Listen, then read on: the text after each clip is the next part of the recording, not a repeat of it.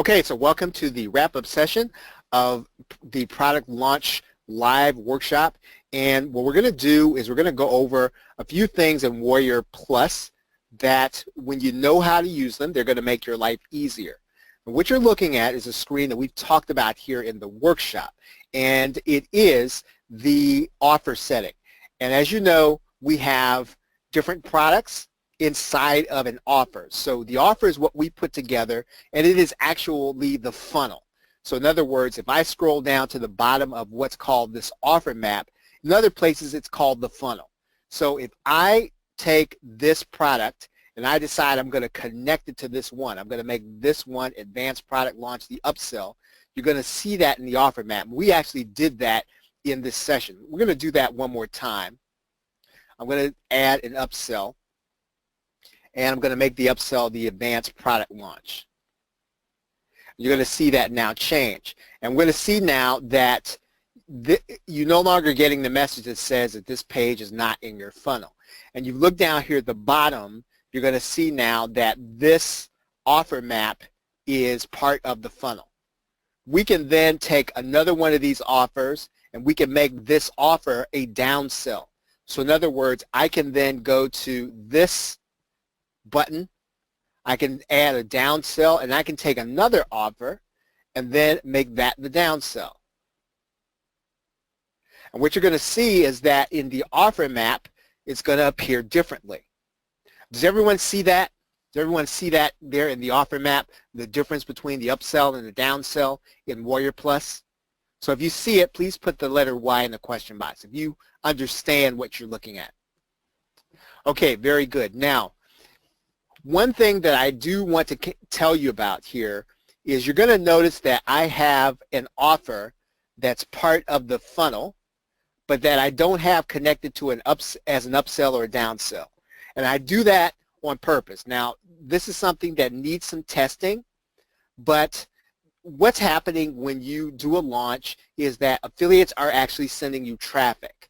And in some cases, how many of you have come to a page during a product launch and you'll get the opportunity to opt in before you make a decision? How many of you have had that experience? If you've had that experience, put the number 2 in the question box. So you'll get to the page, you haven't really decided whether or not you're going to buy the product or not, and then a box appears giving you the opportunity to get something like a free report or free PLR or something like that. Yeah. Now, there is a problem with that. And that is that, let's say that I am your affiliate and I am going to be sending you traffic. And what's happening is that you are sending people to what is effectively another offer before they've actually seen the offer that I sent the traffic to you for. So in other words, your lead list is going to grow, mind you, but I may not profit. And so one of the things that you can actually do is that you can actually set up an offer so that when the buyer actually clicks away, they decide, okay, I don't want to take advantage of the offer, so they click out of the offer. You can actually send them to an exit pop. And I'm going to show you that here again inside of Optimize Press. Now, it works differently inside of just about any other page builder. You'll have to find the way it works inside of yours. I am just going to show this to you because the point is instructive. It's not so much about the particular way you do it in Optimize Press. The point is that you want to have an exit pop, but you don't want to cheat your affiliates. And that's really what I'm trying to impress upon you tonight is it's fine to have an exit pop. It is not fine to have that exit pop cheat the affiliates, because if I click away from that page as the buyer and I click on to another page, the affiliate is not going to get paid. Does that make sense? If that makes sense to you, please put the number 2 in the question box. If it doesn't, let me know and I'll try to explain it better. Okay, so what I can do in Optimize Press, and again, it's going to be different in other settings, is I can go inside of here and I can do what's called an exit redirect. And I can actually redirect them to another URL if they decide to exit the page. Now, what I'm doing in this page is that I am setting up an offer that the affiliate is now approved for. And I'm going to actually send people to this offer if they click away. So in other words, they're going to get an offer. If they click away, it's going to be an exit offer, and the affiliate still has the opportunity to get credit for the sale. Does that make sense? So in other words, we do give the buyer or the prospect another offer to consider. At the same time, though, we don't cheat the affiliate. Okay, so if you get that, please put the number 3 in the question box. Now again, that might be a little more than you want to do on a product launch, but when you can actually give people another offer, maybe they don't like the offer as it stands. Maybe they want something totally different. If you understand what the traffic is, you can actually put another offer in front of them that they might buy. Right? Now that's the offer screen. What I want to show you also here is what's called a JV contract. And how many of you understand the difference between a JV and affiliate? How many of you understand the common definition between, or the difference in definitions between a JV and an affiliate? Okay, Danny, you did good. You do good. A JV is basically where you and I are going to be partners on a product. An affiliate actually gets paid a commission. So as a JV partner, you and I are going to split the profits in some way. And we have to determine that before we actually decide to sell a product. And one of the ways that we do that inside of Warrior Plus is we set up a JV contract. And so you will come inside of this screen in Warrior Plus, and you're going to click New Contract. Right now, there are several different contract types. So we can have a full JV, and that's what you're going to have most of the time. So in other words, I'm going to be doing the writing, Dana's going to be doing the videos. So we're going to split this 40-60. So Dana's going to get 60% of every sale, of all the profit. I'm going to get 40%, or however you decide to split it up. And so what we would do is we would decide that, okay, we're going to set up one of our offers. We're going to say now that, let's say this offer, the Ultimate Insider 30-Day Challenge, we're going to have a JV contract. And what I'm going to do is I'm going to select a partner, right? And so in this particular case, I'm just going to just select this partner. And so what's going to happen is your JV partner, if you're going to split some of the profit with them on Warrior Plus, they're going to need to have a Warrior Plus account. So that's, and they should already have PayPal, granted, but they are going to need to have a Warrior Plus account if you're going to do a partnership on Warrior Plus. So if you get that, please put the number 4 in the question box. If you understand that makes sense to you. Okay, so we're going to decide what we're going to share, right? So I'm going to decide that I'm going to give this person, let's say 40%. Now, notice that you have here a start date and an end date. Now, let's say that you are going to be the person that is going to be handling the account. You're going to be doing support. You're going to be handling customer complaints. You're going to be doing the after sale webinar, but you didn't create the whole product. So what you're going to do with your partner is you're going to give them 40%, but you're only going to do it during the period of the launch. So you're not going to do it forever. You're going to agree up front that, hey, you know what, I need your help to create this. So for the 5 days that we're going to do the launch, I'm going to give you 40%. But they shouldn't get 40%, or I mean, unless you really determine that you want to do a partnership this way, you don't have to give that person 40% forever. right? You're going to give it to them for what they did, which was to put together the product launch. But now that you're doing all the work, you want to make sure that your time is being compensated, and that's one of the ways you do that. So we can actually say that they're going to get 40% until, let's say, the end of August. Let's say that the launch, well, it starts, let's say, tomorrow, and it goes to the end of August, right? And so we're gonna set that limit. Now, the other thing that we can do is we can say that beyond $1,000, right?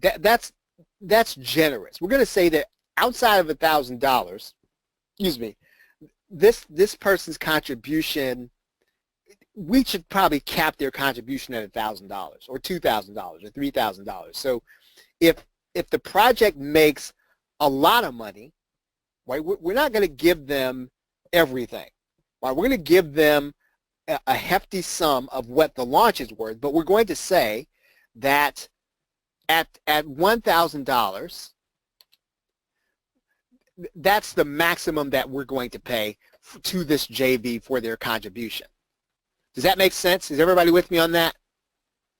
So if you get that, please put the number 5 in the question box. You understand that? All right, so the other thing that we can do is we can say that if we sell 2,000 copies, then we're going to say that this partnership, this person is going to get paid 40% for the first 2,000 copies. We could say that if we wanted to, right? It's optional. You don't have to put anything in there.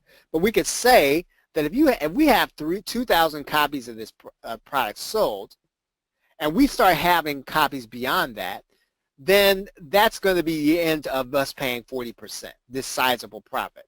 Because once again, you need to protect your time in a JV relationship, especially if you're going to be doing the work after the launch. So anything that's going to be post-launch, you want to make sure that you're compensated for. And anything that's leading up to the launch, you want to make sure that the partner who helped you to create the product is actually compensated for. Now, we just go ahead, we give this contract a name. I'm not going to save this contract, but we would give the contract a name, and then that contract would be part of our JV contracts inside of Warrior Plus. We can do this contract or this kind of contract for every launch we do. We can have as many partners as we want. So if we want to have another partner, now what I will say about that is this, and I found this out on a launch where I was a 6th partner, that JVZoo, or a 4th partner. Now JVZoo has a limit on how many times it will split an instant commission. So in other words, when a product sells, what happens is the outfit like Warrior Plus or JVZoo, they'll start splitting the payments. So in other words, the JV will get theirs, or the affiliate will get theirs first. Then the JV will take what's left and they'll split it amongst JV partners. Now, PayPal will only let you do that 6 times. So the first split is going to actually happen to Warrior Plus. The second split is actually going to happen to the affiliate. The third split will start happening with the JVs. So you can probably have a maximum of 3 additional JV partners. When you get to the 4th, when you get beyond the 4th, you might have a problem because JVZoo will stop splitting, and it's going to give the last person the shares of, let's say, the 5th JV. So I know that was kind of a lot, but if you get what I just said, please put the number 6 in the question box. If you didn't, I'll try to explain it better. Right? If you need me to explain it better, put the number 7 in the question box. That'll help me.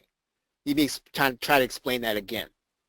So again, you can have as many partners as you want up until 4. And beyond 4, you're going to have the instant splits are not going to work in the very same way. So you just want to be careful going beyond 4 partners on any project. And there are cases where you could have that on a software project. I've seen some software cases where you have 5 or 6 people on a project, and what happens is typically there could be a partner that will actually split with one of the other partners as opposed to putting everybody on this JV split. Okay, so that's the JV contract. Okay, so what we can also do is we can also set a contest. You want to set this contest before you actually get started with the launch. So we can actually set up a contest and we can decide what the offer is. Now, when we do a contest, you're doing it for the entire offer. You can do it for individual products within an offer, but you want to generally try to do that for an entire offer that is launching. So we can decide, okay, we're going to do this for a particular offer. We're going to say we want this to be for all of the products in the funnel, right? We're going to give the contest a name. So in other words, we're going to call this the workshop contest. We're going to give it a little description. That's really for the people who are participating in the contest, and the contest is going to be for your affiliates. So the only people that are going to see this contest are going to be the affiliates that are going to be promoting. So you might want to write something in here like contest for $500. Most sales. Just something descriptive that tells people what the contest is at a glance. You want to give your contest a start and end date. So you might say it's going to be August 4th at midnight to August 7th at midnight. Now, you're going to have a certain number of winners and a certain number of losers. Well, not losers. that's a little bit harsh. What you're going to do here is you're going to say only 5 people are going to be compensated if they bring sales, right? So you're going to put the maximum number in there. Now, you don't have to outline what each person is going to be paid. Warrior Plus is going to show you who's in first place, who's in second place, who's in third place. And you can actually highlight that in the contest. I'll show you what that means here in a minute. So I might put in here, I'm going to have 5 winners. And then the only maximum I'm going to number display is going to be 10. I can decide whether or not this is going to be a public contest or a private contest. So in other words, I can decide that I'm not going to show this contest to everybody. And in some cases, you may not want to show the contest to everybody. And if your numbers are not what you like them to be, you can actually make this contest private, right? So we can decide that this contest is going to be private. We're going to click Create. What I'm going to do now is I'm going to actually show you, I'm going to show you a contest here. And show you a contest here.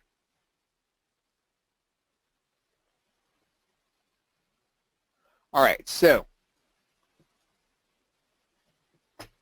here are contests. And each one of these depends on how well the affiliates actually do. So let's take a look at the mini mystery profit formula launch contest. So she's choosing, okay, this one hasn't started. So let's choose one that has already started. And let's see, start date 8/11. Let's sort for start date.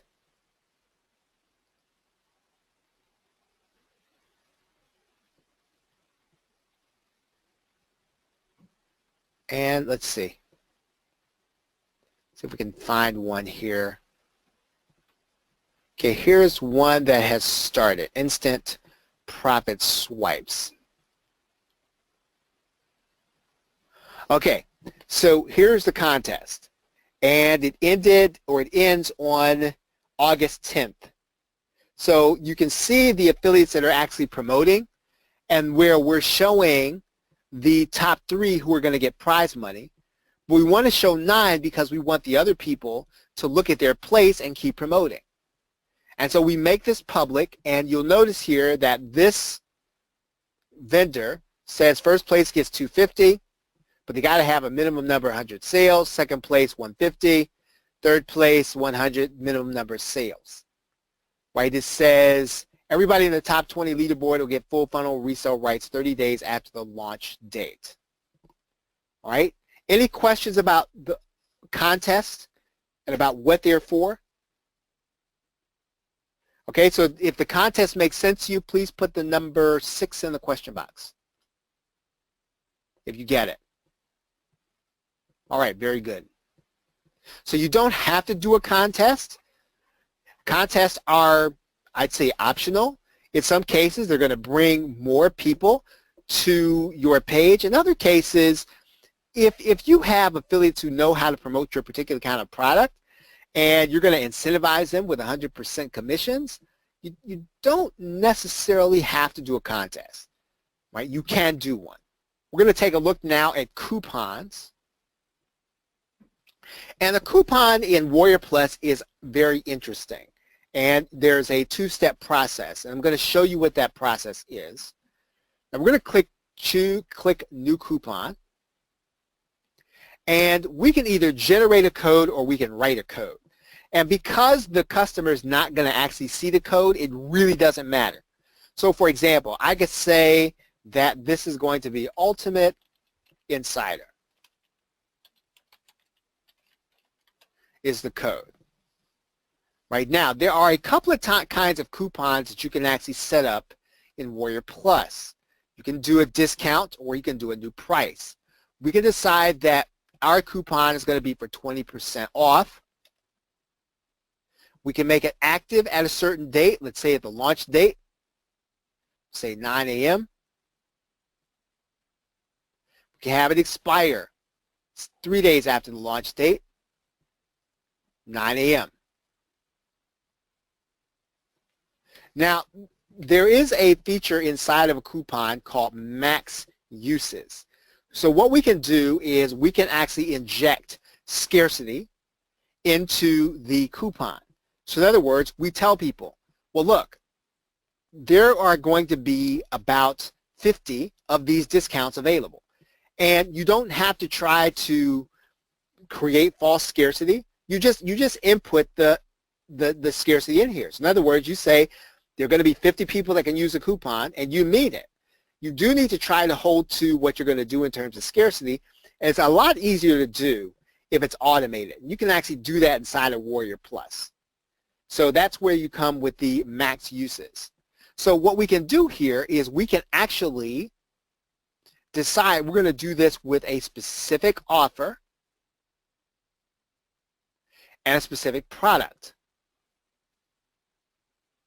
Right? So it's got to be a specific offer and a specific product within the product, or we can actually just do it to a specific offer, right? Not any particular product. We can assign this to a particular buyer or a particular affiliate. Now, the affiliate assignment is kind of interesting because what's going to happen when you actually do a launch is you're going to actually have someone come back to you and say, hey, you know what? I would have liked to have promoted this, but now you've already raised the price. Are you willing to give me a coupon so that I can then promote this to my list and have them get the launch price? And the way you do that inside of Warrior Plus is right here. What you're going to do is you're going to assign this to a specific affiliate.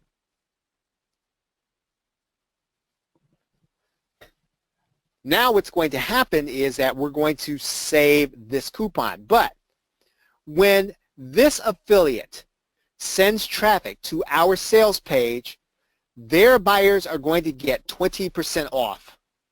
Right? It's going to happen all automatically. The buyers are not going to have to enter a code. They're not going to have to memorize anything. They're going to have to do anything. They're going to click the link, and it's going to give them the discount. Right? So if that makes sense to you, please put the number 7 in the question box if you get that. Okay, if you need me to explain it again, I'll explain it again. So if you need me to explain it again, put the number 8 in the question box. All right, very good. So it looks like you guys are getting it. Okay, so when I save this coupon, that means then that only this affiliate is going to get the discount, only this one. Everybody else that comes to the sales page is going to see the regular price. Now, I would not make a habit of giving one affiliate one price and another affiliate and all the other affiliates another price after the launch. I wouldn't make a habit of that, because again, you are going to have people that are going to buy after the actual launch. You don't want to be in a position where they actually end up getting an email that says, hey, you can get this now for 20% less than you would have gotten it before. And somebody said, well, yeah, I got to the launch late, and I bought it at the whole price. So, but you gave these people a discount. You don't want to be in a position where you have to answer that. So, this is a neat feature to have. I would say you don't want to make a big habit of doing this after the launch, and especially after you have raised the price. Right? It's pretty important. Now, another way to do a coupon inside of Warrior Plus is going to be new price, right? So what we can say is that when this affiliate, when people hit the button, we want them to get a new price if they get the coupon, right? And we can do the same thing. We can say it's active. We can say that we're only going to have this to go to 100 people. And we can actually then limit it to a specific offer, right? And what we can do is we can actually set it up so that it doesn't necessarily have to go to any particular, let's say any particular affiliate. We can decide we want to give this to all of our new customers. Right, all of our new customers, we want them to get the new price of $9.95. So what we're going to do, we're going to save this coupon, right? Okay, so let's see. We do have to do a specific product. Okay, so now we've had the coupon set up, Ultimate Insider. So now what we're going to do, and this is a little bit, this might be a little complicated, but let's go to this one. And what we're going to do is, we would actually go and get the button code. And what we're going to do is we're actually going to get a tracking link. And let's see. Let's go back here. We're going to go back here for a second, and I'm going to create something specifically for this offer. So it's going to be inside of Product Launch Workshop and Minimalist Lifestyle. So there it is, Minimalist Lifestyle. All right. And we're going to say Insider or Workshop Test. We're going to make the new price $9.95 or $7, we'll say. We'll make it active as of now. And we're going to save this coupon. All right, so now what we're going to do is we're actually going to now get this particular code. We're going to go and get a tracking link. And what we're going to do is we're going to create a sub ID. And we're going to call this sub ID Workshop Page. We're going to click this little blue link, and then we're going to assign a coupon. And then there is our coupon that we just created.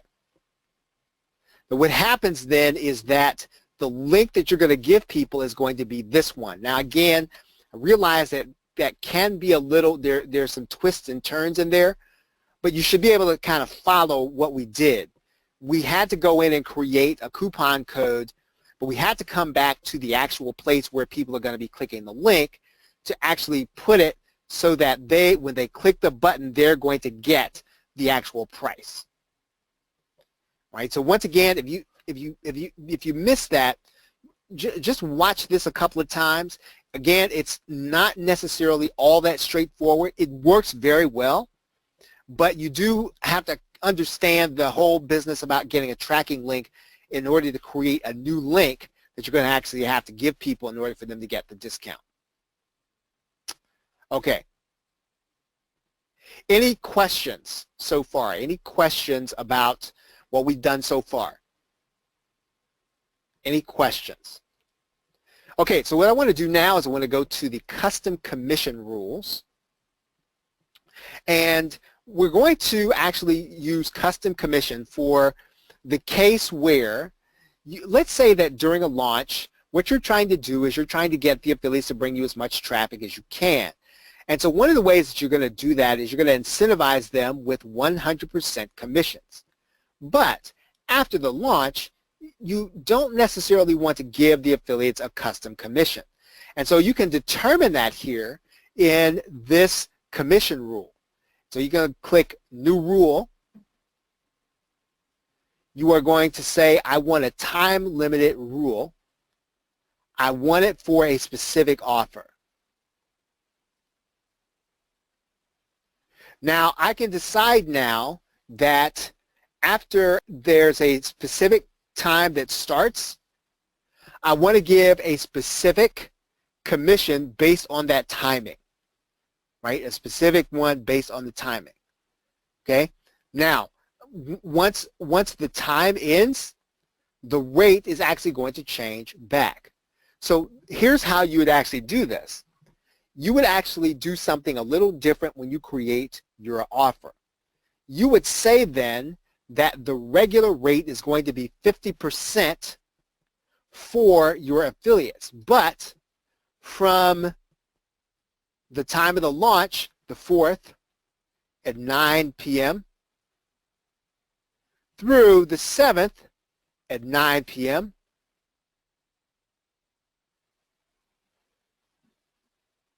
we're going to pay 100% commissions.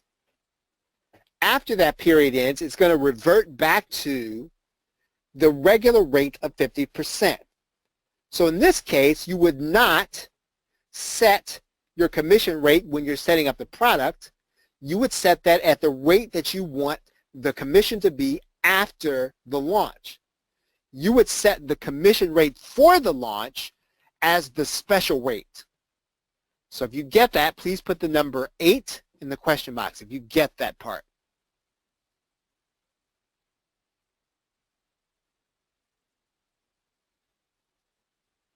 Okay, so these are some things that are going to make your life a little easier when you are actually launching, especially if you're going to have a partner, especially if you want to make sure that your affiliates don't get cheated, especially if you want to make sure that you maximize your own profits during after the launch, right? Once you're taking over and support and all the other stuff, you want to maximize your profits. And one of the ways you do that is you make the launch period the period where you're going to give away 100%, unless for some reason you are going to want to extend it beyond that. But generally, you want to stop giving that. Now, of course, you could just go into your product and you could change the commission rate. You could do that, right? You could do it manually. But you can actually set it so that if you, for some reason, forget about doing it, or you come to the point and you don't have time, or you're not in a position where you can go to your computer, you can actually set this up so that it works automatically, right? And this, you can actually do all of that inside of Warrior Plus. Okay? Any questions? Any questions on anything that we have done tonight? These are some things that we needed to do to finish up the unit on launching on Warrior Plus. And what you should have now is you should have a bird's eye view and the ability now to set up your launch on Warrior Plus. You have all the tools and you have everything that you need other than to create your product. So if there are no questions, we are going to end this session here. We appreciate you all being here. Thank you very much. Have a great night, a great day, and a pleasant tomorrow. Take care. So let's talk about product launches in particular. And so in this workshop, what we want to do is we want to work through the technical aspects of your product launch, and we want to also assume that you've already figured out your product's components. So in other words, this workshop is not going to be about figuring out what you want to put in your product. just about everybody here, you're probably going to either put together something that's a video course. Maybe you might have an audio course, maybe you're going to have some PDFs, maybe you're going to have some images. But basically, I'm going to assume that you want to deliver some kind of information product, right, that you've already figured out what that is. You've already figured out what your niche is. You already figured out what you want to sell, who you want to sell it to. What we want to do is help you to get it ready to sell. We're also going to assume that you already know what you'll be writing as your copy. Right, so we've taught that in some other workshops. If you want to, if you want to get insight on how to write your copy, the easy way, reach out to us. We'll give you access to one of our past trainings on writing copy. And again, writing copy does not have to be, I would say, complicated. There are some elements that you need to have. There's a formula that we personally follow that we have been following for, I think, about 6 years.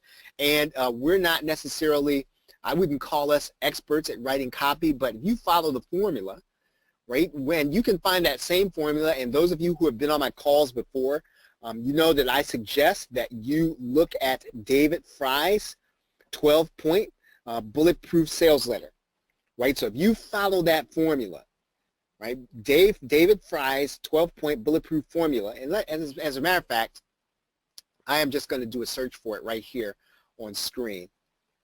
And just so that you can see it, you're just going to write in David Fry's 12-point, there it is, foolproof sales letter. And there are a number of links to it.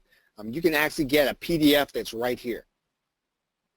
And you're going to see, if you start with step 1 and you go through step 2, all the way through step 12, you will have a complete sales letter. And even if you are not necessarily all that good at writing copy, if you follow these things and you inject your product and what makes your product unique into this format, you will be able to get people to pay attention.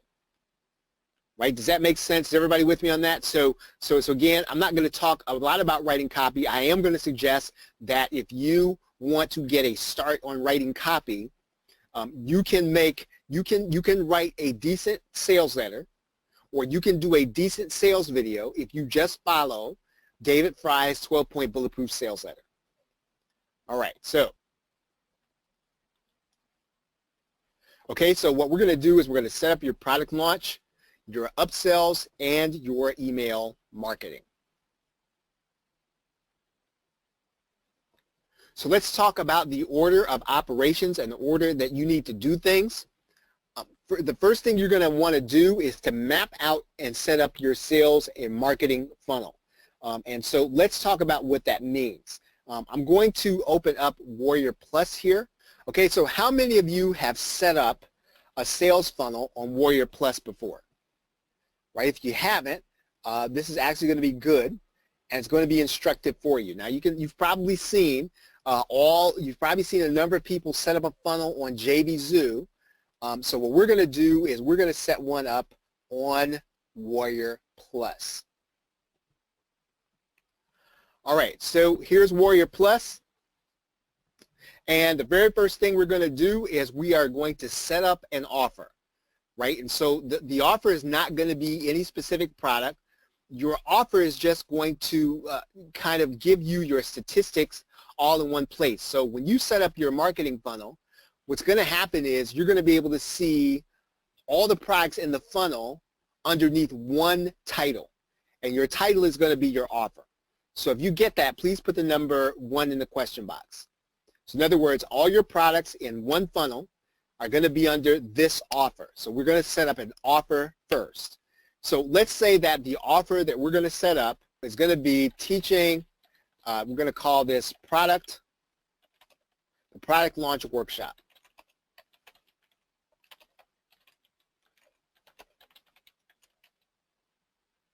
Okay, then Warrior Plus asks you for a description.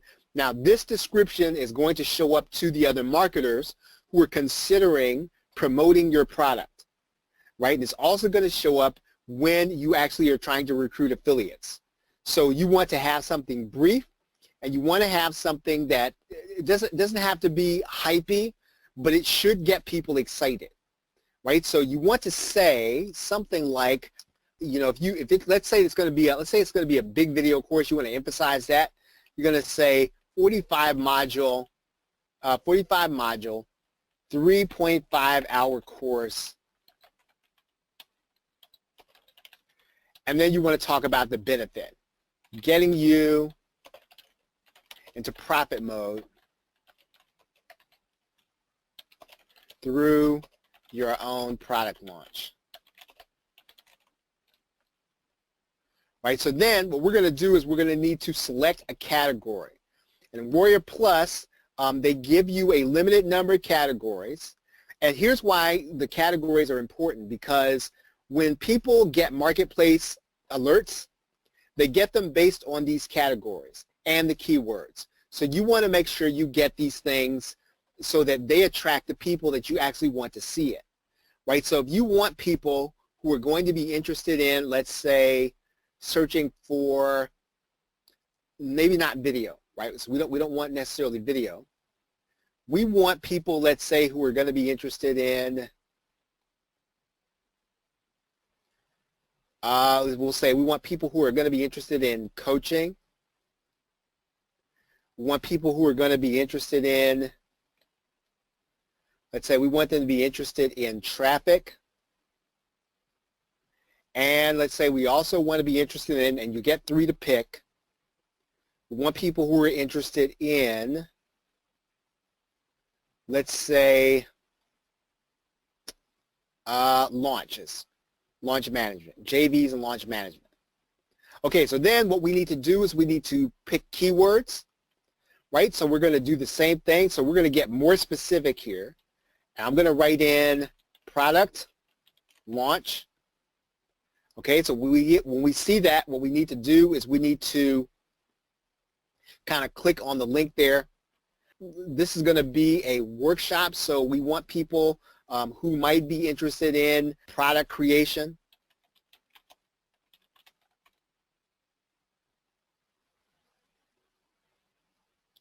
Okay, and then we want people who are going to be interested in, let's say we're going to do this about Warrior Plus. Launching on Warrior Plus. Okay, so the next thing we're going to do is we're going to go and get an offer image. This can be the same image that you're going to be using for your sales page. That's typically what I do. This is going to show up for your affiliates.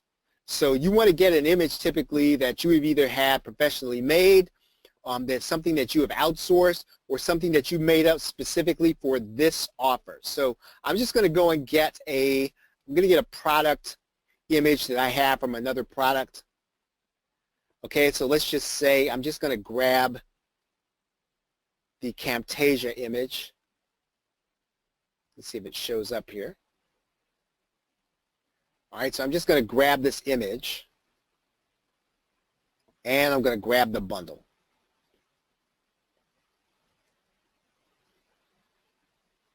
Right? Do I want this to be displayed in the marketplace? Typically, I am going to want to, but Warrior Plus is not going to let you do that until you actually finish setting up your product.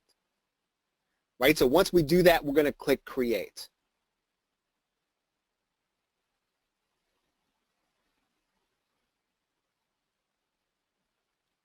Okay, so now we're on step 2. So is everybody clear on what we've done so far? Okay, is everybody clear on what we've done so far? So if you're clear on what we've done so far, please put the number 1 in the question. Okay, great. All right, so now what we're going to do is we're going to go ahead and start setting up our sales page, because Warrior Plus is going to ask us for a sales page. Now, you will not have set up your sales page at this point. So all we're going to do is put a placeholder in here, and we're going to put the actual address that our sales page is going to be, right? So how many of you have your own page builder? So hopefully you have your own page builder. I'm going to go into mine in the PLR show, right? Because if I'm going to create a sales page, I'm going to do it in my own domain. So I'm going to set up a new page, and I'm going to just kind of get a sales page here. And I'm going to pick a template that I would actually use. So let's say that I would probably do a video sales letter. And I'm going to call this Product Launch Workshop.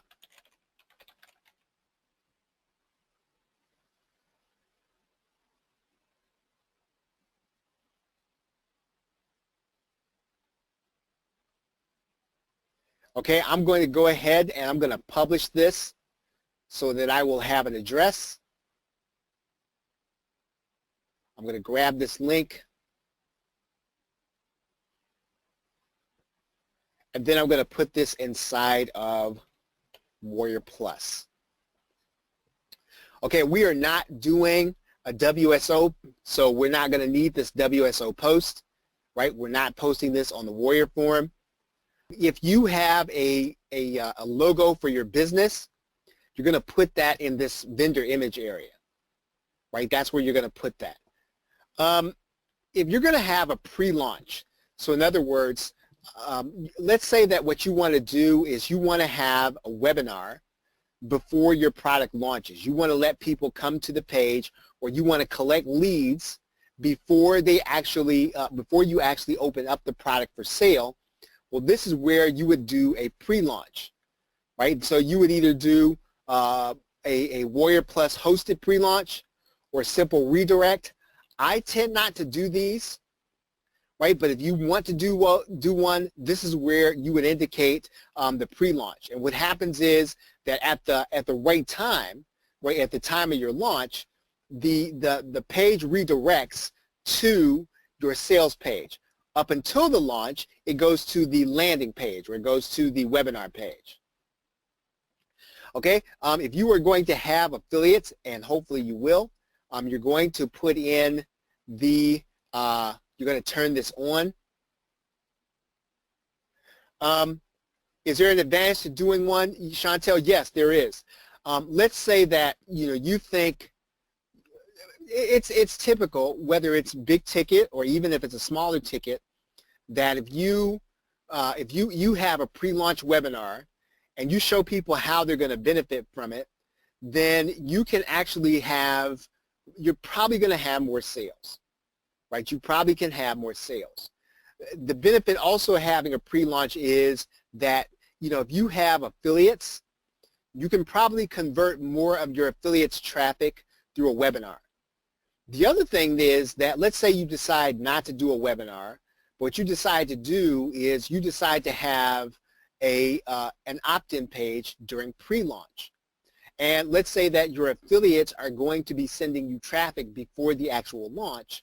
Then number one, what you get to do is collect those leads. Number two, the affiliates actually get cookied. And then you and the affiliate actually get a win-win situation, because the affiliate's going to actually get their people to a page where they're going to see what the product is about, and then you are actually going to get the lead, and you're going to get the lead regardless of whether or not they buy or not. So that's another good reason why you could, or you might want to think about doing a pre-launch. So there's some good reasons why you might do one. I have just tended not to do them, mainly because I haven't really figured out the right kind of webinar I'd like to do for a PLR product. I am going to test that this year, but I have not done that. Right, but there's a definite advantage to doing it, and the higher ticket the higher the ticket the product, the better your webinar is going to do. Okay, great question. So Chantel asks, can they purchase during pre-launch? No, they cannot purchase during pre-launch. So all they can do is see what's on your pre-launch page. So you could show them what the product is going to be about. You could do a demo. Yeah, so it's just information. So let's say that you're selling software, right? And so if you want to show people a demo in order to get them excited, so that when you actually launch the product, you don't have to have them reading your copy and trying to watch a demo and then make a decision to buy. Bringing people to a demo page is a good way to sell software, because they get to see that software so that when the gates or the doors actually open to the product, all they have to do is come and buy. They already come, they're already excited, they're already pre-sold. So yes, you're right, it's just information. Right, yeah, so what you're trying to do is warm them up. And you can do that for anything. I just use the software, but you could warm them up for a product. You could do a 2 or 3 minute video saying, hey, here's everything that's in it. Here's how I would use it.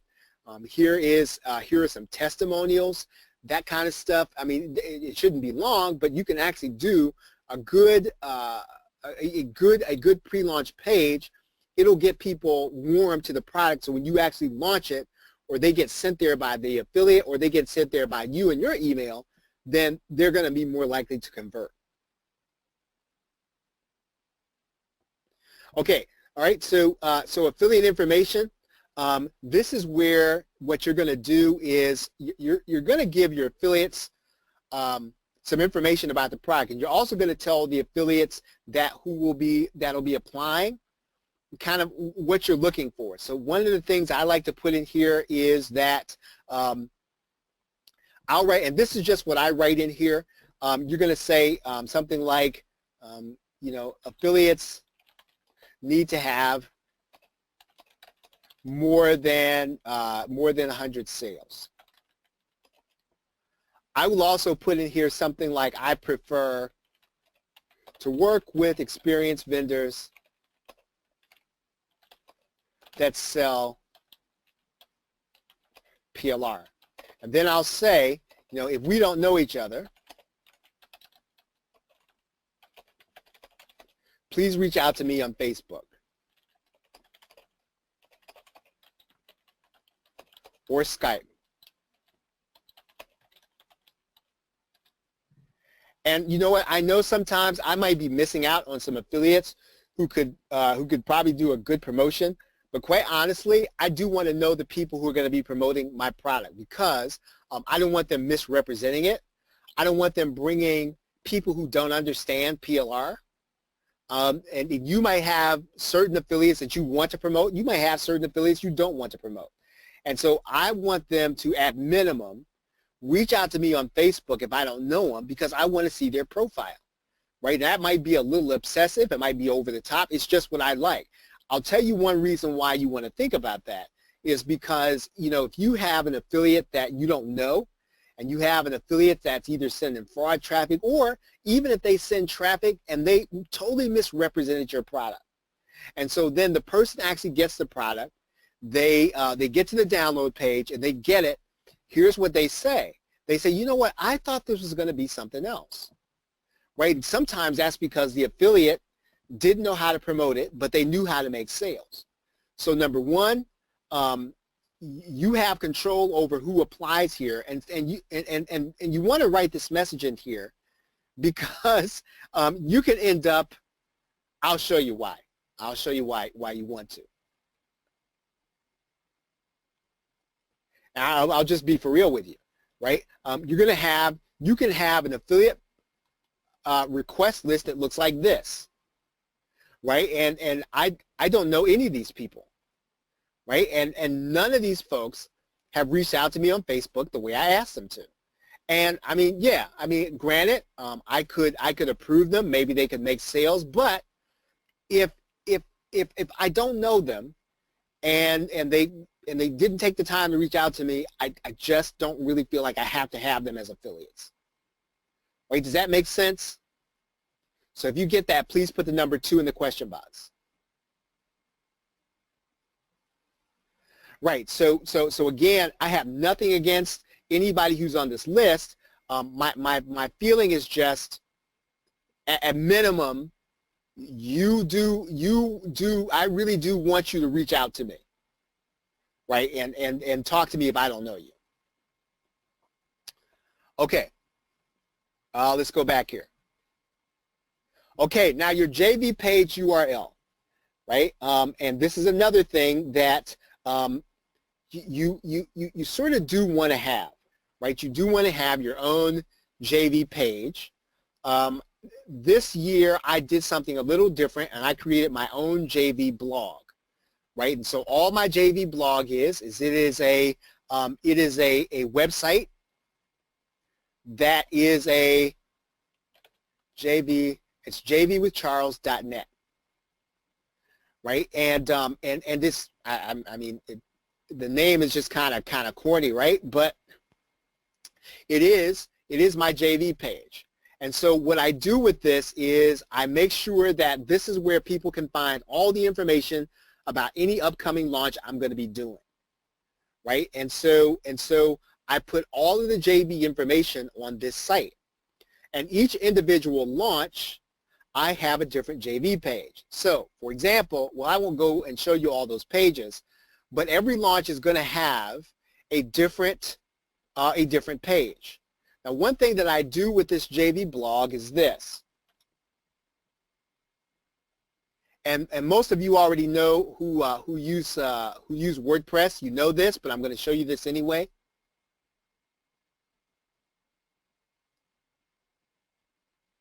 So if you go into the settings and you go into reading,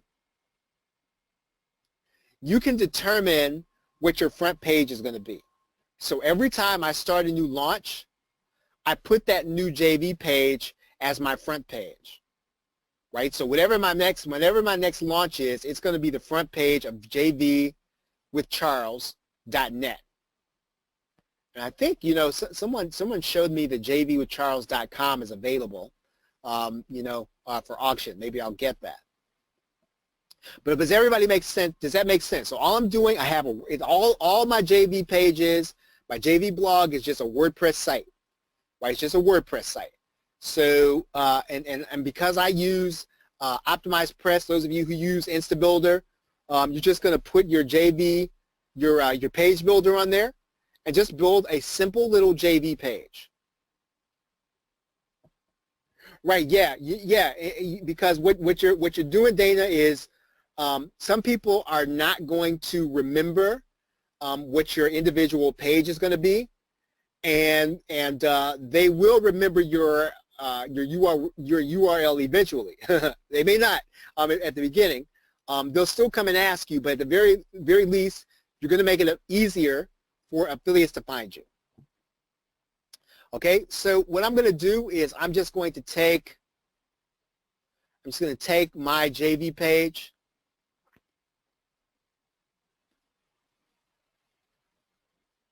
I'm going to put that inside of there. Right? Okay, so now they're going to ask you for your affiliates update list. You do want to do this, right? You definitely do want to do this. Everybody who's going to be promoting your product, you want to be able to keep in touch with them. And so the way you do that inside of Warrior Plus is they're going to ask you to connect a certain autoresponder. Now, I keep track of all that through GetResponse. Right? So I've got certain lists. And so with this is my list for JVs. Right? So anybody that becomes part of this list, they can actually do that through anybody that requests this this offer, they automatically get added to my JV list. Does that make sense? Okay, so everybody who requests to promote this offer, they get added to my JV list, and I want them. Now again, I'm not gonna mess with these folks. I'm not gonna email them. And that's really the only reason why I keep this in, let's say, GetResponse, because I don't want to accidentally email them through Aweber, right? So that is why I do that. So again, I'm going to go ahead. I'm going to save this. And the way you're going to do this is inside of your, let's go inside of Warrior Plus for a second. Inside your account settings, you are going to have this section called integrations, right? Integrations. And I might have to pull this off screen. I want to make sure I don't put anything sensitive up here. So let's see if I can just do this. Okay. So in order to connect your autoresponder so that it works automatically, you're going to have to go to your new service. Does everybody see all the autoresponders there? So you can add any of those autoresponders to Warrior Plus so that they work automatically. And whenever your JVs request your offer, they get added to the list, right? And you have to do that though through this integration page. So the reason that works is because I have GetResponse set up through my integration page, and you can actually see that here. All right, let's close this out. Okay, so no pre-launch. The affiliate program accelerator, I have not done that. I have not done that. I don't know anybody who has. I'll tell you what this does. No, let's see. That's not what we want. Okay, so this says Warrior Plus will promote your affiliate program via email, ads, etc. Okay, so they make 15% on the sales that are made by these referrals, right? So in other words, what they do is they go look for JVs for you, right? Excuse me. And if you decide and you approve those JVs, then Warrior Plus is going to take 15% of every sale, right? Does that make sense? Okay, so this is something that maybe if you don't have a lot of affiliates to get started and you actually put one up there and then you approve, yeah, they're a little bit like an agent, right? So one of the reasons why I like Warrior Plus is that there are a few more tools available to you if you are kind of just getting started, right?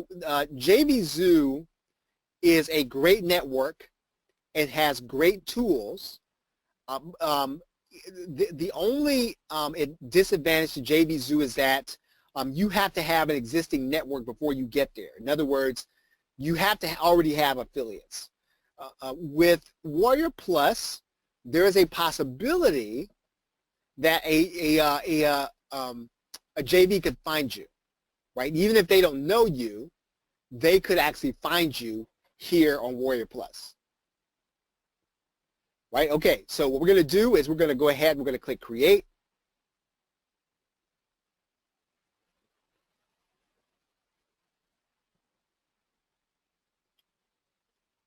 All right, so now our offer is active. So now we have an active offer. So what we need to do now is we need to create a product, right? And so what we're going to do is we're going to click Add a Product. And we're going to click Add New Product. Okay, so details. You can add in a product that's going to be buy now. You can add in a subscription product. I think that to add a free product, I think you have to have a certain kind of account. I'm not sure about that. Dana, correct me if I'm wrong. I don't know if everybody can add a free product. But I think that you can. Someone will have to test this part of it because I'm not really sure if you're brand new. Right, that's right. Only the original people who were part of this at the beginning. Yeah. Yep. Thank you, Dana. Okay, so we're going to go ahead and we're going to call this. We're going to name our product. Product Launch Workshop Live. Now, like I said, I'm not going to be selling this, but I'm just going to do this as an example. So this title is going to show up to you and to your customer. It's also going to show up on their receipt. Right? Okay, now, important thing here. How are you going to deliver your product? Now, you don't have to make a decision about that right now, but you are going to have to make that decision. Right? And so probably the easiest thing to do would be to send people to a thank you page where you can go back and add to it later. right? If you choose to do a file, I don't like files because you still got to deliver a PDF or something like that, and it can only be 100 megabytes. And you could very easily go through 100 megabytes. Now, if you have something small and all you're delivering is going to be a PDF, I can see that, right? Maybe you do want to just deliver just the file. But the other thing that, you know, delivering a thank you page allows you to do is it allows you to do, why would I want to send people to a thank you page? Let me ask you guys. Why do you think that I would want to deliver people to a thank you page? Right, exactly, Chantel, because I can put in everything else that I have on there, right? Maybe they don't know what else I have. Maybe they don't know all of my other products. And so it's my opportunity to actually put in all of my other products. I'll tell you another reason why, and it is not something that I have done yet. I hope to be able to do it of my upcoming launch. I don't know if I'm going to have time to. I've been reading a book called The Experience, and it's about Walt Disney. And it's about all the things that Disney does in order to make their customer service. They've apparently kind of their customer service is so far above everybody else's that it's widely known. So it's a fact that their customer service is far above everybody else's. And so one of the things that they do is they try to make sure that there is something personal at every stage. And so another thing that you can do on your thank you page is you can autoplay a video, right? So in other words, people, the first interaction is the most important one. The first interaction that you have with people needs to be personal if you can make it. And so you can do that on the thank you page. If they click to the thank you page and you want to play a video that just says, hey, you know what, I just want to welcome you and thank you for buying the Product Launch Workshop Live. My name is, you know, Chantel Sweeney. My name is Dana Castle. And I just want to let you know, hey, we've got good stuff for you on the inside. If you have any questions, reach out to me. And so that's another good reason why you want to have a thank you page. Okay, so that makes sense, everybody. So again, if I said that to you at this point, I would be saying do as I say and not as I do. I haven't done it yet. I've done it sometimes in the past. I'd like to be able to do more of that.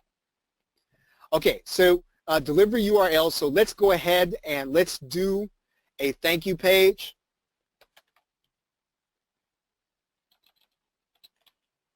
And I'm going to do that inside of the PLR show. I'm going to create a page. And I'm just going to use one of these templates.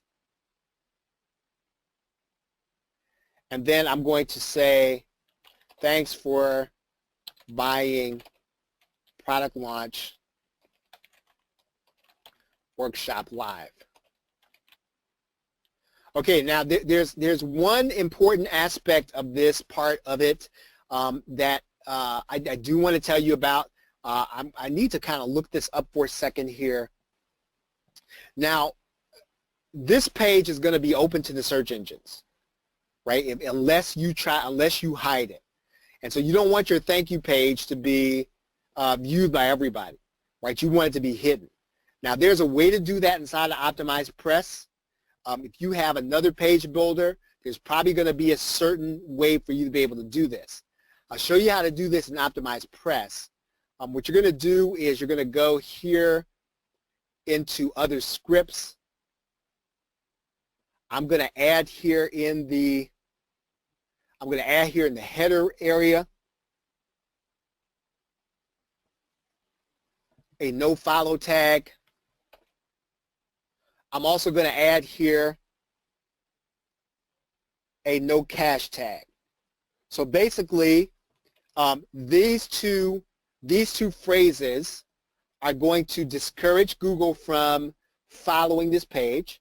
It's also going to discourage Google from caching this page, right? So what this means then is that my page is going to remain hidden from the search engines. Now you're just going to want to go test this before you launch. But basically, when you set up that page and you publish it, you want to make sure you've done something inside your own page builder to make sure that page stays hidden from the search engine, right? Because nobody needs to see your thank you page.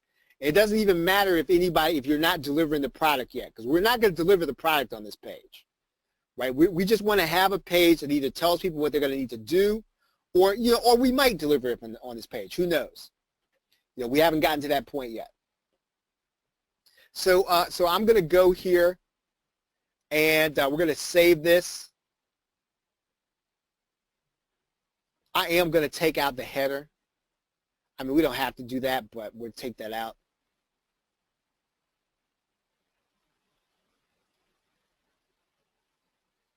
All right, so I'm going to grab that link. I will come back and edit that page because right now we want to keep working on our sales funnel. Okay, I'm going to put that delivery URL in that box.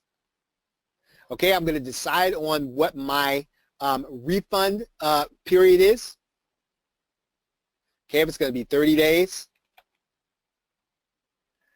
In general, if you are selling PLR, the standard is, right? The standard is that if you're going to sell an information product, you should probably do 30 days. If you're going to do PLR, you may want to either consider a refund where you either give people another product or something, right? I'm just telling you what the industry standard is. All right, now, content type. We already did this, right? But we're going to say this is going to be video, it's going to be audio, and it's going to be media files. Now, this you're not limited. You can put everything in here that applies. So if you have a membership, you can put all that in there. All right, now, keywords, category. All right, category. I'm going to use those same categories we used before. I can't remember what they were. Coaching, JV launch management, and I can't remember what the third one was. What was the third one?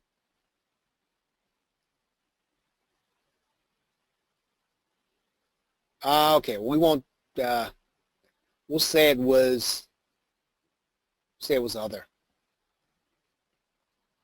Okay, so keywords. We're going to use those same keywords for this product creation, product launch, and let's see. Oh, that's actually spelled wrong. You have to be careful with these things too. Product launch, because just about every misspelling that somebody had in here, it's actually in here. So you want to make sure you get the right one. All right. I'm going to go get that same product image. Now let's say that I'm going to be doing a limited edition, right? And so only, let's say only 50 people can buy this. I would limit that. And what happens then is that Warrior Plus cuts off the sales at a certain point, right? So I could do that if I wanted to. Typically I'm not, but I could.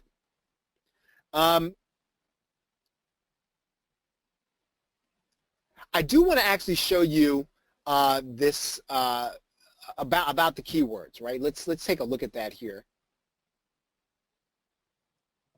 See if I can find this.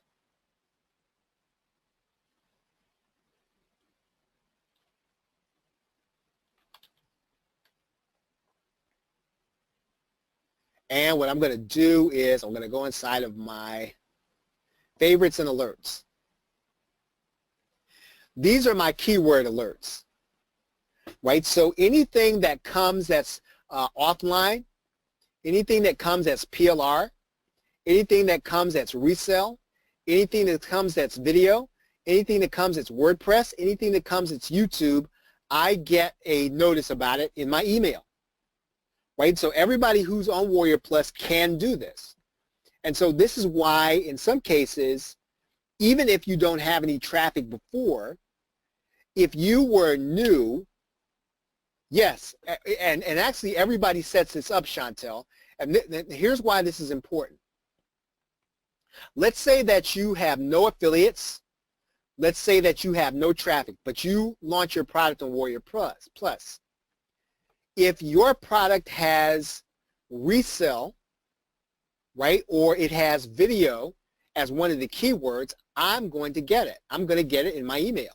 So you're going to get traffic from me just because your offer is going to hit my email box, even if you and I didn't know each other, right? And so that's another thing that Warrior Plus does, that actually, if you are totally new, you can still get traffic to your offer, right? Yes. So I set mine up, Chantel. Everybody sets theirs up to get all of the products that are related to this one. So in fact, I actually stopped getting mobile, right? So I could probably delete this. I can delete the one for mobile, right? And I can add a new alert, right? Maybe I want to get everything that is private label rights, right? So now I'm going to get everything that somebody else puts in there that's called private label rights. And so that's why your keywords are so important, right? So you want to try to start thinking about, well, what would somebody type if they want to get all the information on a certain topic and they want to get offers on that, right? And you can see that offline, the last alert that came out was 7.3, right? The last alert for resell was 7.3. So actually, if I probably got something in my email box that had the word resell in it. The last time somebody launched a product on WordPress, 10:15 a.m. So if you have something on WordPress, right, I would have gotten your product launch notification. Okay. Okay, support email. You want, here's where I would suggest that that there are two ways to go with support, right? There are two ways to go with support. You can actually build a support desk through your cPanel, right? You can do something called OS Ticket.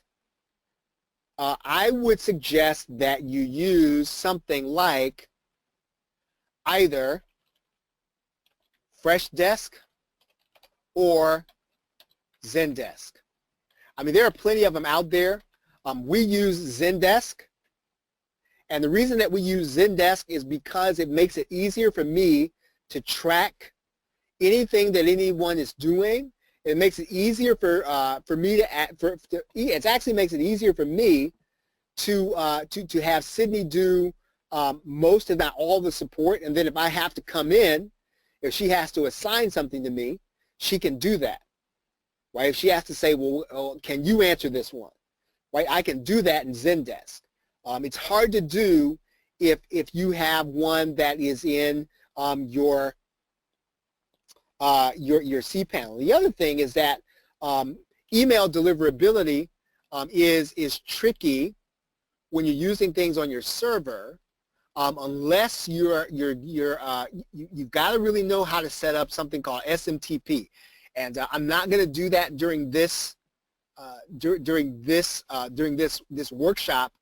But if you know how to do SMTP, which is a way for you to be able to make sure your emails get delivered, then I think that using your server is fine.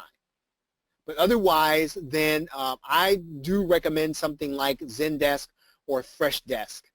And I think it's about $10 a month. Okay, any questions?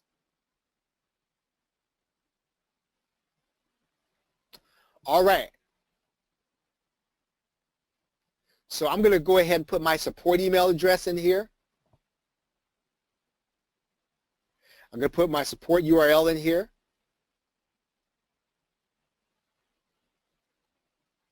Okay, you're going to select your PayPal account here or Stripe, right? So either way, you can use whichever one you want to use in order to get paid on Warrior Plus, right? If you rather use Stripe, you can use Stripe. If you rather use PayPal, You can use PayPal. Again, I don't think there's any particular advantage to either one. I use PayPal, but I'm not averse to using Stripe. Right? Okay, so it seems about 9:27. I'm thinking you all might be on overload.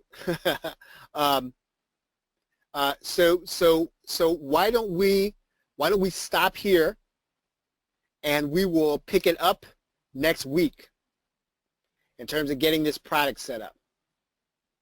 All right? Any other questions?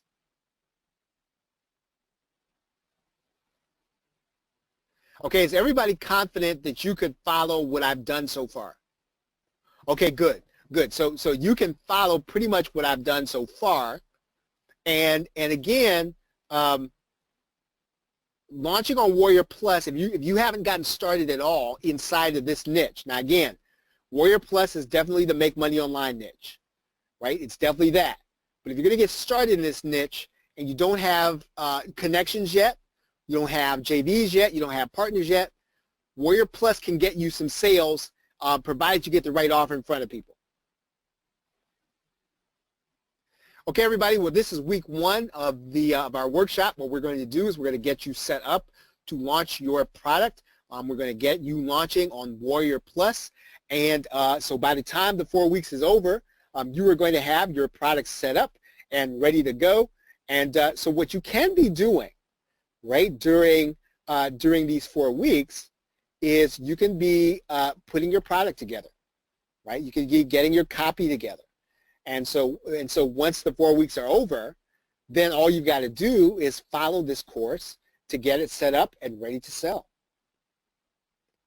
Okay, everybody. Well, thank you very much this evening. I appreciate you all being here. Have a great night and a pleasant tomorrow. Take care. Okay, so this is Product Launch Workshop Session 2.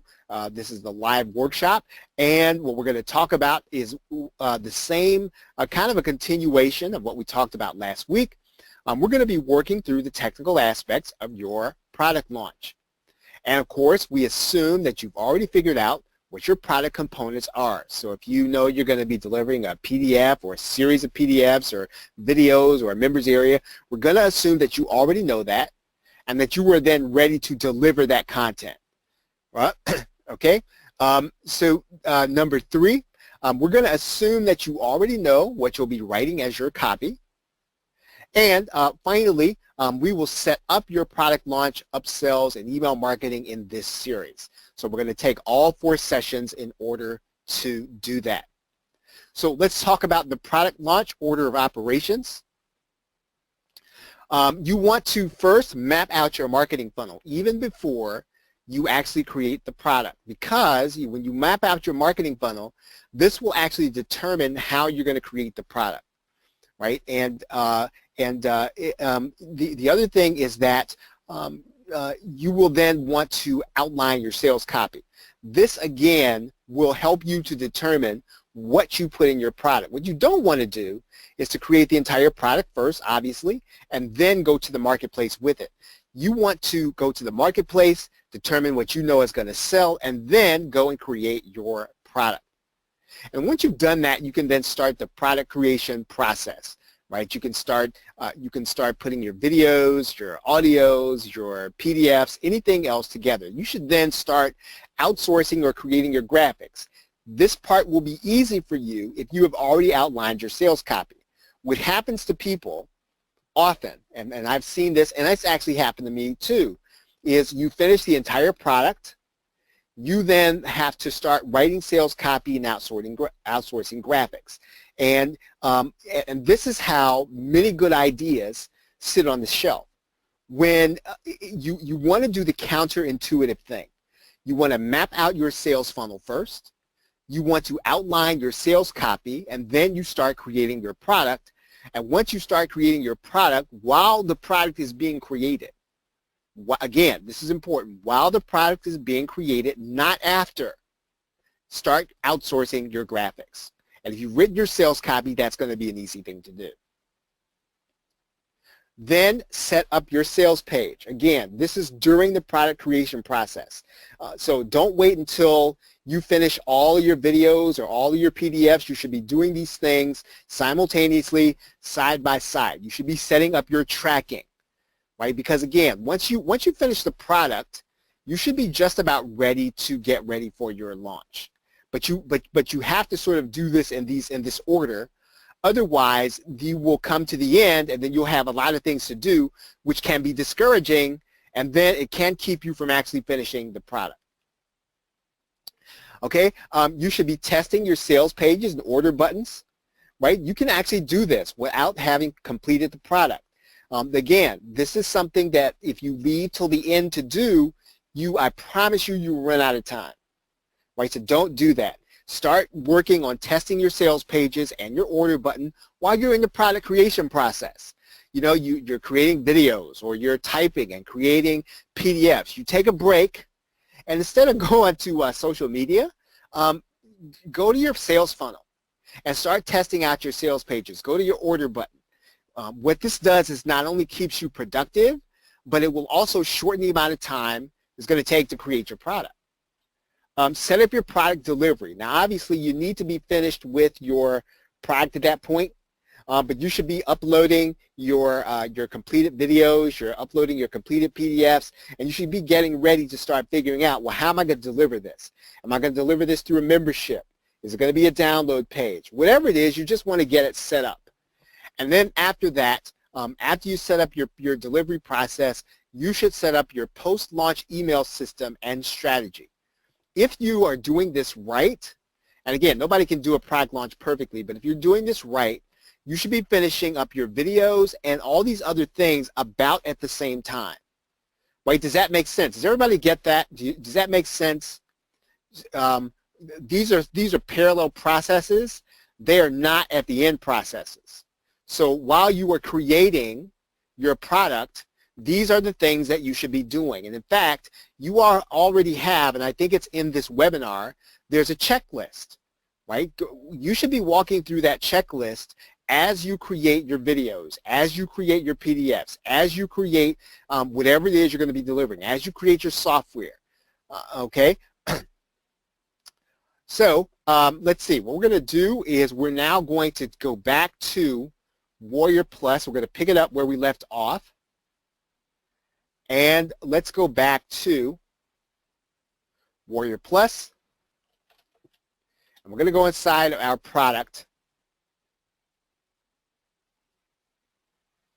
And let's see, let's find the product we were working on here. Okay, so we are now working through this product creation process. We've already talked about the product image and limiting sales. I've already talked about support and sort of what you want to do with that. Again, remember I recommended that you use something like Freshdesk or Zendesk. I think Zendesk is $10 a month for one user, $20 for two. And having a record of things really is going to be helpful. I'm going to try to show you this here. So I need to try to show you this without revealing anyone's information here. Let's see if I can find a ticket. I'm going to see if I can find a ticket that maybe I sent in. Okay, so here is Zendesk. And when someone actually sends in a ticket, what you can do is you have the ability then to answer that ticket or reopen it. And again, what this does is it helps you to keep a paper trail. It actually helps you to keep track of things, and it will keep you from, during a launch especially, losing track of somebody's request. And it's really important during a launch that everything that happens, everything that somebody sends in to you, that you were able to keep track of. And when you're not launching a product, it's important to have this kind of support. It's probably a little overkill, but when you have a launch, right, I promise you there will be something that will go sideways. And you want to be able to not only answer everyone, but you want to make sure that you're not missing anything. And if you have someone sending you emails that go to your email box, sometimes that email will go to spam. Sometimes you will send one back, it will go to spam. Sometimes you will not get the email until late because of someone running a cron job. There are all kinds of things that can get in your way of answering support during a launch. And so I would suggest that even if you only get it month to month, you want to have something reliable like Zendesk or Freshdesk where the emails are going to be sent and you can receive them and you can have a paper trail. Because, for example, if I wanted to go and search for this person, right, Thomas Duncan,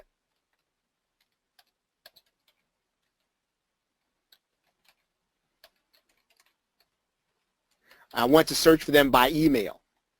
I can do that right here, right? In fact, here's the one that I just submitted, right, as Thomas Duncan. And so I can answer this now.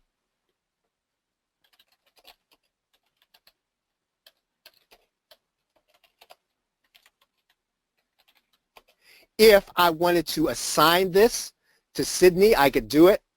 So for example, I could take the ticket or I could assign it to Sydney. So if you're working with a team, you can actually assign that to a second person, right? You can actually, if you're working with someone else, let's say that you're outsourcing to someone, you can assign it to that person and you can say, make sure to give them a free gift, right? You can tell that to the person that you're outsourcing to with this internal note.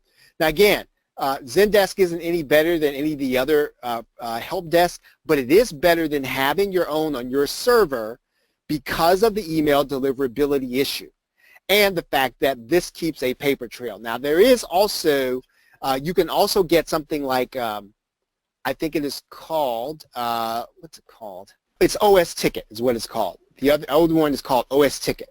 And OS Ticket is free.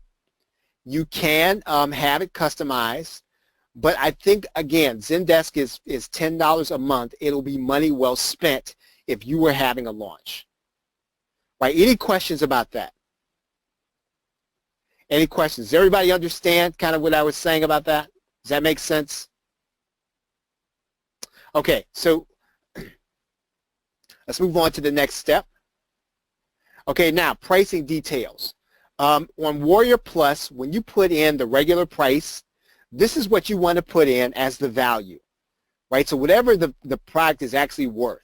And so if you've determined the product is actually worth or it's eventually going to sell for something, that's what you want to put here as the regular price. If the regular price after the launch is going to be $47, excuse me, you want to write that in because what's going to show on the sales button is that the regular price is going to be $47, so the customer, when they come there, they're going to know that, hey, the price could actually go up to this, or it's likely to go up to this.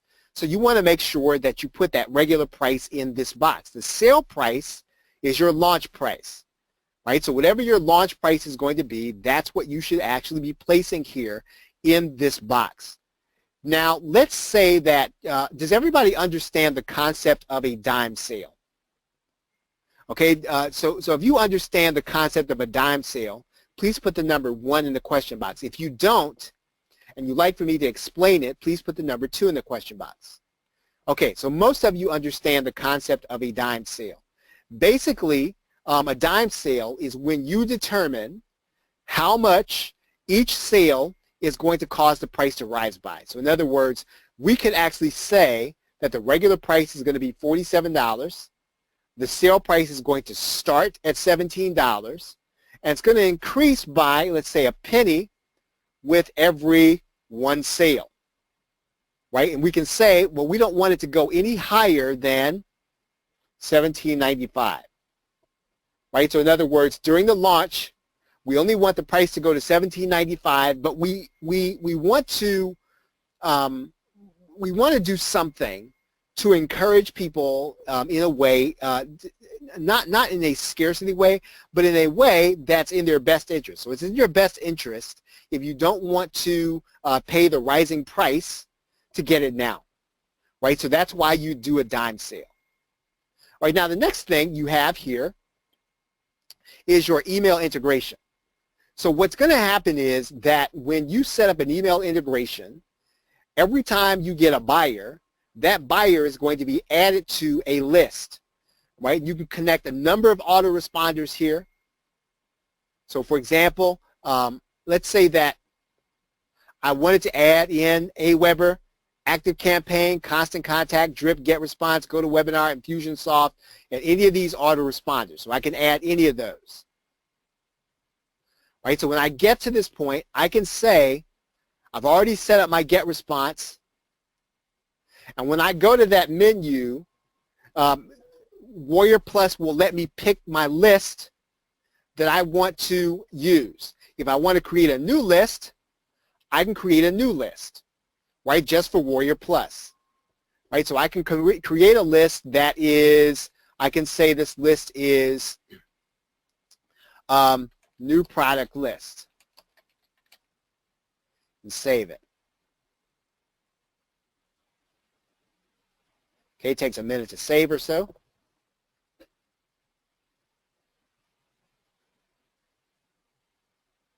Okay, it says please select the list. Or we add the list, and then we select the list. Okay, then we click Save. And then everybody who actually buys the product is going to be added to our GetResponse list. And that's probably going to be the most important thing that you're going to do in this process, so that whenever you get buyers, even if you set up a free product, you want them added to a list that you can actually manage inside of your autoresponder. Right now, we're not going to do software integration or membership integration, but, for example, these are all of the membership scripts that you can use that will integrate directly with Warrior Plus. So if you have a member, Digital Access Pass, Infusionsoft, Kajabi, Nanocast, Optimized Member, S2 Member Pro, or Wishlist Member, all of those plugins or all of those membership systems will integrate with Warrior Plus. And what that means is that when, let's say that you're selling a product on a monthly basis, is that when your buyer, maybe they missed their payment, or maybe they decide they're not going to be in your membership anymore, what's going to happen is there will automatically be removed from your membership because you integrated the purchase process here in Warrior Plus. Does that make sense? So if you get that, please put the number 2 in the question box. So if you get that part. Okay, so how many of you already have a membership script? Right, so if you have a membership script, please put the number 3 in the question box. So if you already have one. Right, so if you already have any one of these, you can actually use them. And there's actually one here that I don't see. I know that MemberSonic is also, right? MemberSonic integrates very well with Warrior Plus, right? I think it's considered a third-party system, but it also integrates. Okay, so some of this you're going to get with a particular a system. So let's say that you decide you're going to use, let's say you're going to decide to use Optimized Member. Optimized Member will give you this information. Let's say that you decide to use Wishlist Member. Wishlist Member is going to give you this information. And in some cases, you're not going to have any membership integration, but the membership plugin that you use asks you and gives you this information, the notification URL and the key generation URL, right? And each individual membership script will tell you whether or not you need to send the IPN or the delivery URL, right? So again, whichever membership script you use, it's going to give you this information. Now you don't have to use this, right? You don't have to use any of this. You can just deliver people to a thank you page, right? And if you ever have a case where something goes sideways in your launch and people cannot get to your members area, or people are not getting the confirmation email, the easiest thing to do is to turn this off. 99 out of 100 times, if you're going to have a problem, it's going to be here.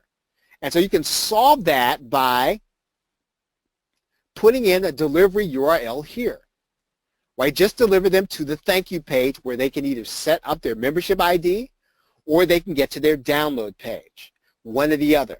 But what you want to do is you do want to test it.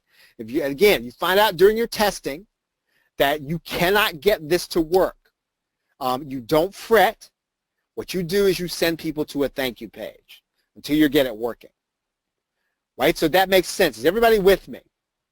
So if that makes sense to you, please put the number 4 in the question box. All right, very good. Okay, so I've got a question about Natu. You were asking about InstaSuite. I believe that Insta Builder integrates with Warrior Plus. I do believe it does. So I think that everything inside the InstaSuite, Insta Builder, Warrior Plus, I believe that it integrates. Okay, so your question is about you don't think you'll ever do your first launch if it's not in your own system. Okay, so you're saying that you would rather not use an affiliate platform. Okay, so InstaSuite has its own affiliate program. Okay, so here's what I would say about the difference between using Warrior Plus and your own affiliate program. The reason that people will readily promote using Warrior Plus or JVZoo is because they get the opportunity to be paid immediately when they make a sale. And affiliates are reluctant to promote if they're even going to get paid a day later. So even if you were to send out their commissions the next day, you'll get fewer affiliates if you choose to use your own platform. Right now, so there's one issue with affiliate recruitment. However, you can work around that, right? But typically, you would do that by kind of establishing a trust on one of the networks. So in other words, it's been my experience that you can actually ask someone to use your system, to use your affiliate program, your personal affiliate program, if you've already established a track record of having a product and for them getting paid by promoting for you, right? It's just a harder way to get people involved with your affiliate program if it's not on one of the known networks. So you want to be certain that you don't want to use the affiliate network first to get affiliates. Now, and so once you establish kind of a dialogue, an ongoing relationship with an affiliate, they've made money from your products, you can then go to them, I believe, and then say, hey, we're moving our affiliate program over to, let's say, this other platform or something like that. We're going to move it to your own personal platform. I think they would be a little more open to that if they've already promoted for you on one of the known networks. Right? So that's how I would answer that, Natu. I think it's a good step. It may not be the first step to go. All right. Okay, but great question. Okay, so right here is where you're going to set the affiliate program for your customer.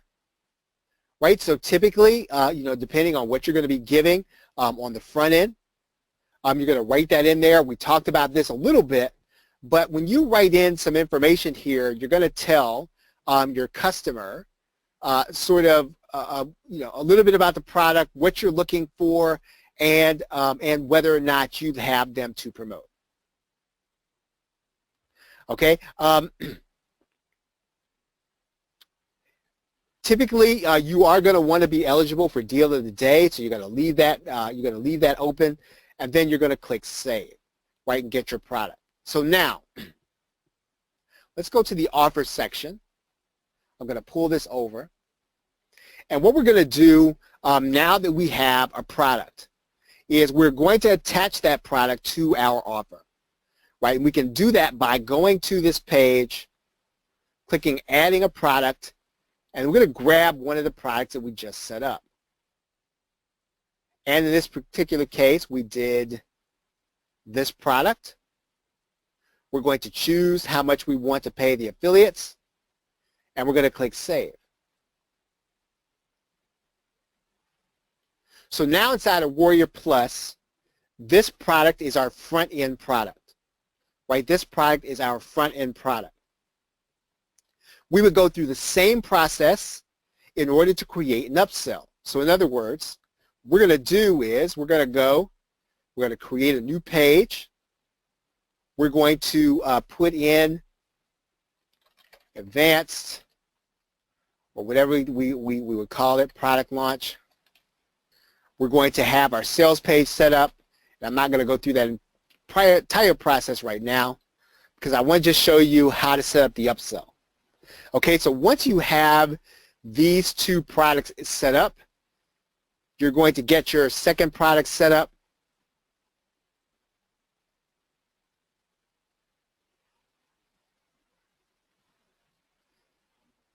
You're going to decide on what the commissions are going to be. You can click Save. What you're going to do now is that you are going to now set these up so that they are connected. So in other words, you're going to see that we still need to connect our upsell. And so we do that by going to this link, saving it. And so now when the person actually comes to our page, they're going to get sent from this offer to the next offer. Right? This is another thing that the affiliate platforms actually do for you during this process. Okay, any questions? Any questions? Okay, so now that we have our offer set up, we have already set our launch date. We're going to click Activate Offer. Let's say it's going to be in the future. It's going to be at 9 in the morning.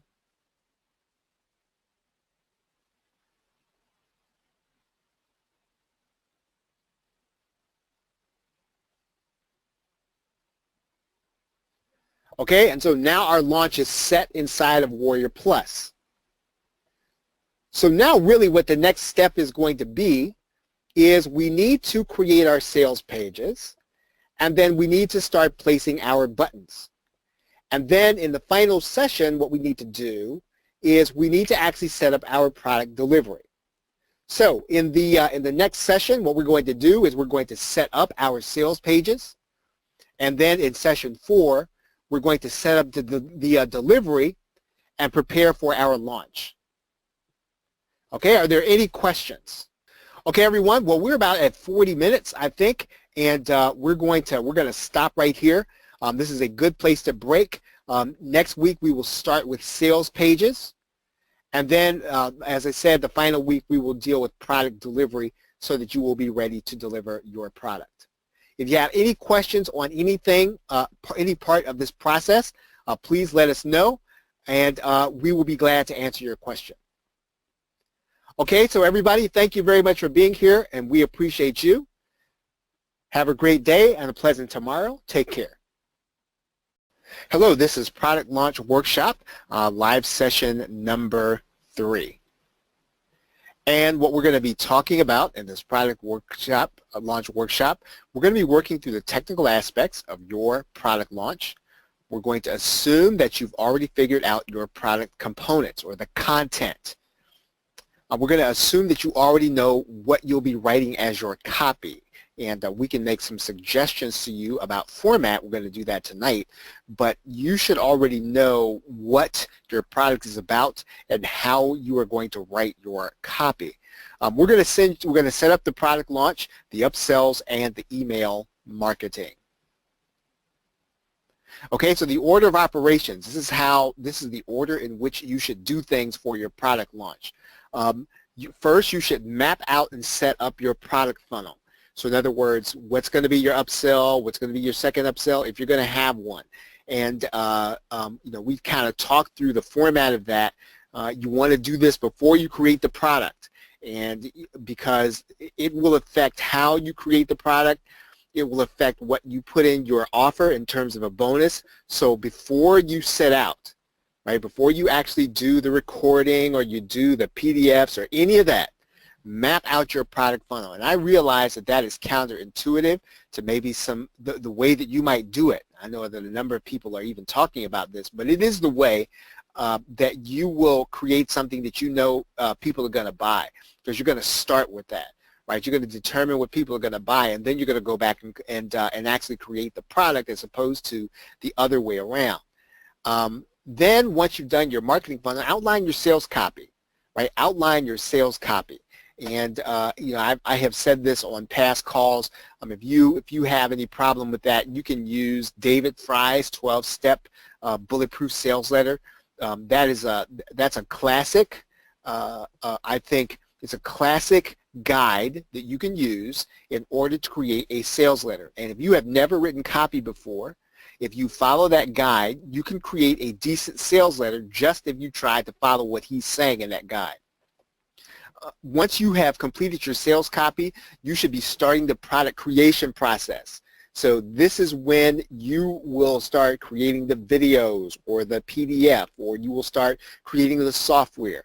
But none of that comes until after the funnel and the sales copy. I cannot stress that enough to you, because you will get to the end of the process and you will wonder, now, how am I going to make this fit the market? When you want to be doing that during your product creation process. Once you start the product creation process at the very beginning, that is when you should be outsourcing or creating your graphics.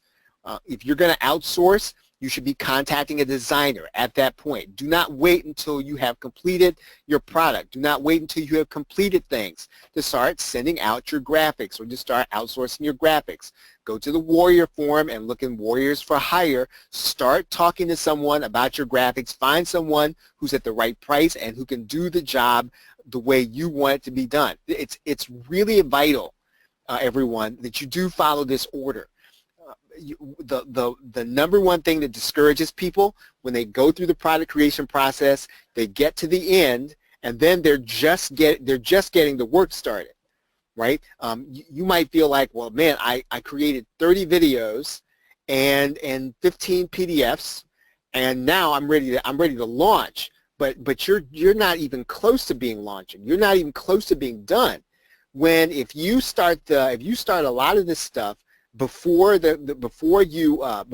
get into that process, you will be motivated to complete the process to finish the launch. Does that make clear, everyone? Does that make sense to you? So if you get that, please put the number 1 in the question box if that makes sense to you. Okay, now once you have outsourced the graphics and you are in the product creation process, you should be setting up your sales pages. This should be happening at the same time. And we have gone through how you're going to set them up on Warrior Plus. We're going to get into some specifics tonight about your sales pages. You should be setting up your tracking. So if you have Google Analytics, if you have a click tracker, if you have some kind of plugin that tracks traffic to your website, set this up now when you're setting up your sales pages and you want to test your tracking, right? You want to test your tracking until you can verify that it's working correctly. And you can do that typically by going to the site or having people visit the site so that you'll know your tracking is actually working. The tracking is important because that's how you're going to be able to tell how you're doing, right? That's how you're going to be able to tell whether or not you should adjust something. So you have to set up the tracking kind of while you're in this process. Test the sales pages. Now at this point, you should be nearing the completion of your product creation process. You should be testing the sales pages and the order button. We're going to do some of that next week. You want to set up your product delivery then. So in other words, you should kind of be knowing where you're going to host your downloads, where you're going to deliver your downloads. You want to be careful even about using Amazon Amazon S3. If you have a fairly extensive launch, you have a lot of heavy files, you are going to get a bill, and it's not going to come until the next month, right? Sometimes people get surprised by the size of a bill. Now, again, Amazon is as cheap as they come, but when you're talking about downloading and you're talking about bandwidth, you do pay for bandwidth, and you can very easily get a $100 bill you were not expecting at the beginning of the month because you had your launch the month before, and you had all the files to download from Amazon S3. Again, in some cases, it's going to make the most sense. I had a scenario where that made sense last month. I had too many large files on my Microsoft server, and so when people came to that server and they started downloading stuff, Microsoft throttled the people who were trying to get to it in the middle of the launch, right? So I had to then go to Amazon S3. There was no choice I had. I switched everything to Amazon S3, and lo and behold, the next month I got a $200 bill, right, or $120 bill. And again, it wasn't the end of the world, but you don't want any surprises like that, especially when you have a launch. And then, of course, probably close to the last thing you're going to do before you actually hit the button to make your launch live, you want to make sure that your post-launch email system and strategy is set up. So in other words, whatever you're going to do to follow up, whatever you're going to do to make sure that people see all the upsells, whatever you're going to do to make sure people are being accommodated once they become part of your list, this is when you want to set that up. Right? Any questions?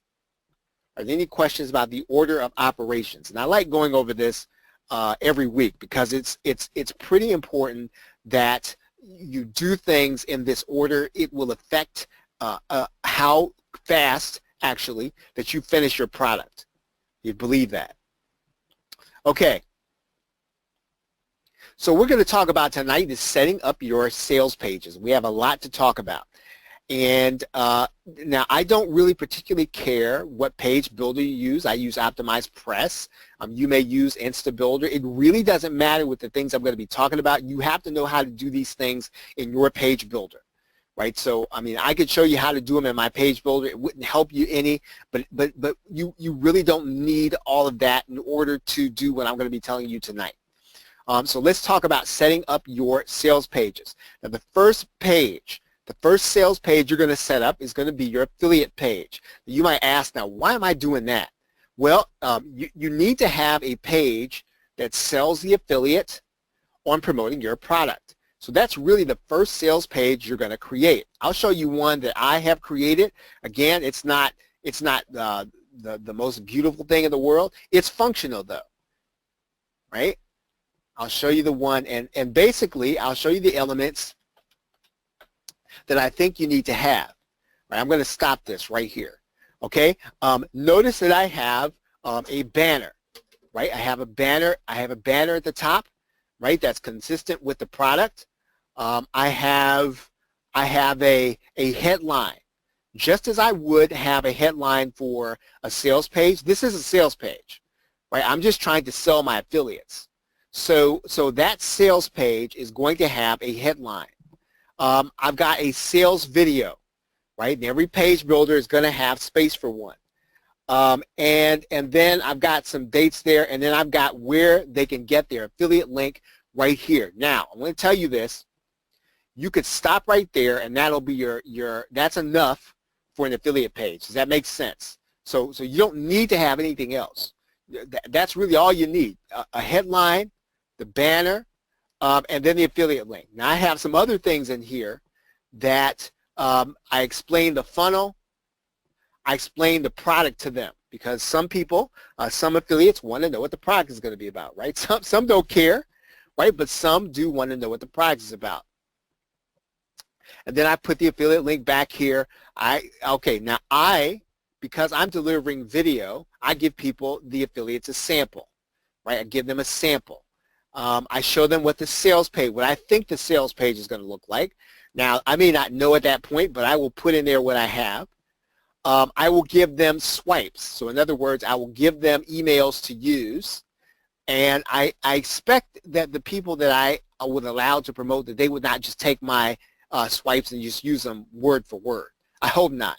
But regardless, I do give them swipes for them to be able to use, and then I give them access to a bonus page. And so this is a bonus page that they can use in order to almost act as a bridge page. So in other words, they're going to send their visitors to the bonus page first. The bonus page is then going to be clickable to the sales page, right? So is everybody clear on where I am right now? So if you're clear on where I am right now, just talking about the JV page, please put the letter with the number 2 in the question box. If you're with me on the JV page. Again, JV page does not have to be fancy. It shouldn't be, right? All you need are the things that I have right here, right? They can look, and again, just make it look as professional as you can, and please do not try to make it look like anybody else's, right? You will burn time that you do not have. Now, obviously, you want it to be presentable. Obviously, you want it to look professional as you can make it. So use your page builder. Keep things spaced out. But again, don't try to copy or imitate anyone. Get the basic information up there. And again, over time, you can start to tweak things. When when you're comfortable, when you know what affiliates want, you can start to tweak things. Okay, so that is your affiliate page. Now, the affiliate page actually has a couple of components. Right now, you notice here I have in my menu, I have a swipe email page. Right now, this feature is something that you can do in Optimize Press. And I'm pretty sure you can do it in other stuff too. But if you don't have this, don't worry about that. You can probably do it in other page builders in a different way. But you do want to make the swipes accessible to your JV partners. Okay, and then what I have here is I have the option for them to create their own bonus page, right? Let me show you what the bonus page is going to look like, I think. Okay, so here's the bonus page. Now, again, what am I trying to do with the bonus page? Okay, okay, does everybody understand the concept of a bonus page? Okay, the bonus page is basically my way of helping the affiliates to promote my product. So it is another sales page, and you are creating a sales page telling people what the bonuses are going to be, but you're not going to use this page. Your affiliates are going to use it. Now, you can use it. I've used mine in the past, but it's mainly for your affiliates. So they will be able to send traffic to the bonus page so that people can see it before they make a decision whether or not they're going to click onto the sales page or not. Right? Does everybody get that? Does everybody get the bonus page concept for the affiliates? Right? For the affiliates. So if you get that, right, please put the number 3 in the question box. You're creating a bonus page for your affiliates. If you don't get it, please ask away. Ask a question if you don't get the concept. Okay, so now in the bonus page, what am I doing? I'm talking about the product, right? Again, I'm not doing anything fancy. I'm telling them what the bonus is going to be. Now, what I do, and I don't know if everybody does this. This is just what I do. I personally do not necessarily always like all the different e-covers to be on the bonus page that my affiliates are going to use in order to promote my product. And so what I do is I will go into Photoshop and I will create an e-cover for each bonus. Right? So my e-covers, pretty much they're going to all look the same. And they are the same. They've got the different titles on there. But I am basically recreating and again, all this is just aesthetics. Right? I'm only doing this for aesthetics. I'm doing this so that it looks uniform, so it looks professional. It looks like something that hopefully the people who are coming to this page would want to purchase. Right? Is everybody clear on that? What you're doing with the bonus page? Right? This is for the affiliates, again, to promote. Now, you should be able to go and put your hands on. I like to use 5 for the front end and 5 for the back end. And 3 I like to have on my page just in case I never see these bonuses. Now, when it comes to delivering the bonuses, sometimes I will give the affiliate a link to be able to deliver the bonuses, right? If they want it. Most of the time, though, I will deliver these bonuses in my own back office. Right? Does everybody get that? So does that make sense? So if you get that, please put the number 3 in the question box. So in other words, the affiliate's not going to deliver the bonus. They're not going to put it in their slot, right, for the bonus. I'm going to deliver the bonuses on my membership page, my download page, or in my back office. Right? Okay, so you can do your format can be however you want it, right? You do not have to make yours look like mine. You don't have to make yours look like anything. All it really needs to do is needs to look clean. It needs to look like something that people actually want. That's all you really have to do in order to make it presentable. Okay, now, so we've talked about the swipe page and the bonus page, and we've kept the header. One of the things you're going to notice here is that this is something that I can do. I like to put my header across everything. And I'm going to talk about that here in a minute. And the main reason I like to do that is because I don't want people to be disoriented. And I want them to know it's all associated with the same thing. Okay, Chantel is asking if there's one way better than another. Do you mean in order to create a bonus page? Or when you say one way better than another, Chantel, what do you mean? Okay, and while she writes in that question, okay, so that's my bonus page. And again, I did all this from scratch. I did all this in Optimized Press. So you can use your page builder to build one from scratch. You don't have to use a template. If you want to use a template, use one. If not, don't worry about it. Just make it professional and clean. Put the basic information on there. Is there one way better than the other? I think so, Chantel. Honestly, I think you should deliver the bonuses rather than if I'm your affiliate. I think you should deliver the bonuses, and here's why. What you don't want is you don't want to get support requests saying, hey, you know, Charles, I bought this through Charles's link, and he said, and he was supposed to give these bonuses, and he didn't. Can you talk to him, or can I buy through somebody else's link? Can you just switch out from him, and you can avoid all of that by just delivering them yourself. Now, you can also, what you can do is you can deliver the bonuses, Chantel, and you can also give them to the affiliates. But I do not want any variables, I don't want any variables that are under anybody else's control during a launch. That's my personal opinion about that. Does that make sense? Okay, great.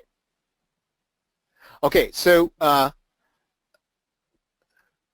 go back here. Talked about bonuses, talked about swipes, we talked about the basic home page. Next sales page is the affiliate bonus page. You just saw that. Okay. Oh, now there is one thing that I do want to kind of tell you about this, is that some affiliates do not have WordPress and they don't want to use your bonus page. So what you're going to have to do is you're going to have your bonus page converted to HTML, right? And you can typically have that done for, I mean, I know a guy that does it for me for $15, right? He's happy to get it. So it's not a lot of money. So if you have somebody who knows HTML, they can take this template or a template you have on WordPress or Lead Pages, wherever the case is, and turn that bonus page into something that's on HTML, because your customer or your affiliate may or may not use WordPress. They may like to use HTML, and you want to make it easy for them to promote. Now, for all this stuff, you can use an existing template on your page builder. You don't have to build it from scratch. The kind of the first thing you're going to do is going to be to set up the headline, right? To set up the headline. Then you're going to set up the sales video, and what I'm going to suggest is that once you record the video, you can host the video on YouTube, right? Host the video on YouTube. So even if you do a PowerPoint video, you can host the video on YouTube. Now, what I would suggest is that you have a channel that you're using that does not connect to your main channel. Right? If you're going to use a channel, I'm going to suggest that you use a channel separate from your main YouTube channel if you have one. So wherever you have your videos and all that stuff, if you don't want Google getting upset, or you don't want people reporting you or any of that stuff, don't mess with that channel. Do all of these things on a separate channel. Right? Does that make sense, everybody? So again, do all your sales videos on one channel. Don't put them on your main channel. The video should autoplay. And now different video players are going to have different settings, but regardless, you should be autoplaying your video when somebody comes to the page. Now, I understand that sometimes that can be a hassle. Sometimes it can be it may make a potential customer upset, but they can just click the page, right? So in other words, let me show you this again. I'll just pull up my. Okay, so let's say the video starts playing, right? All they've got to do is click the video. So no, I don't put any controls on there. And you know, I could put the play button on there, but you want that video to autoplay in order to get your people listening, right? It's really important, probably within the first few seconds, that you have something that will get them listening, even if you can't get them looking, right? Get them listening, because people are distracted and they can pull up a page, they can click on something, they're going to probably hear your voice first, right? They're probably going to hear your voice first. So make your voice the most prominent thing. All right. What you're going to do then is you're going to put some benefit bullets in there. It is standard among copywriting that you want to use an odd number of benefit bullets. So in other words, if you're going to have 12, write a 13th. And I don't know if there's something psychological about that or not, but try to have an odd number. And what you want to do is you want to make the last one bold, right? So if you didn't get that, please write that down. So again, with the benefit bullets, you want to have an odd number if possible, and the first one should be bold, and the last one should be bold, right? And again, I'm not entirely sure why that's the case, but it is common practice in sales copy, and I see no reason not to follow it.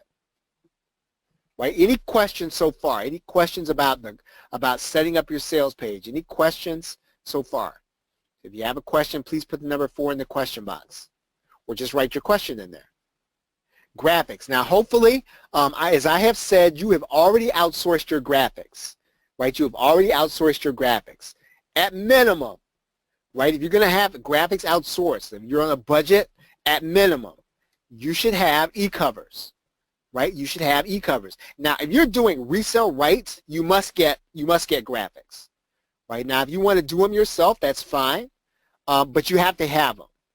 And if you're handy with if you're good with Photoshop, and you can create a good e-cover that'll match all of the other stuff, then I say go for it. There's a program out there called E-Cover Authority that Chad Elgizer puts together. It's a very good program. I personally don't use it because I use Photoshop, not because it's not a great program.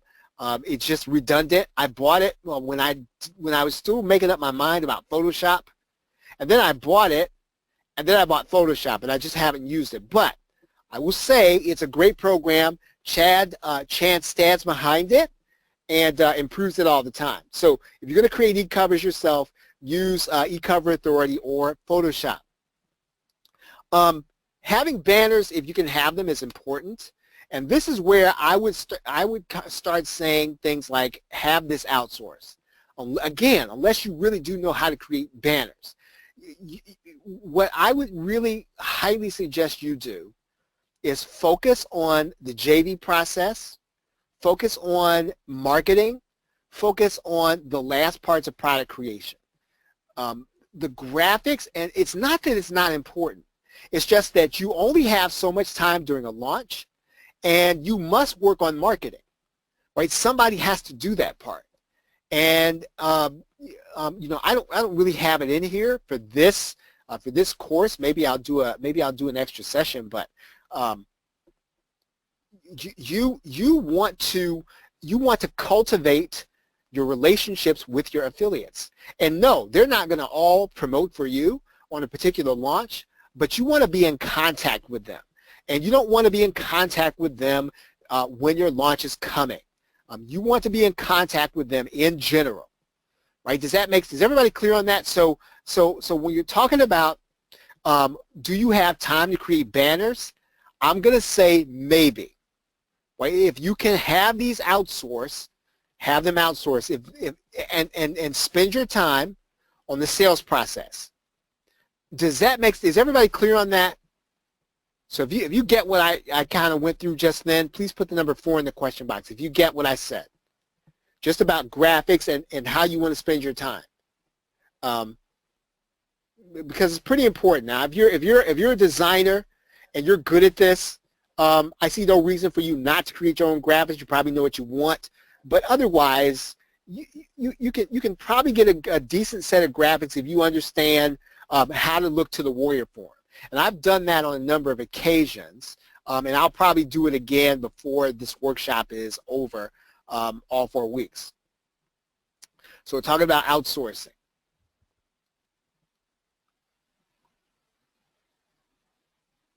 Okay, that's a great question. So Chantel asks, how do you stay in contact with your affiliates? Do you email them regularly? I would say, Chantel, that and this is actually a good question for a number of reasons. Number one, I'm not a Facebook person, right? I don't spend a lot of time posting. I mean, I'm trying to, but I just don't.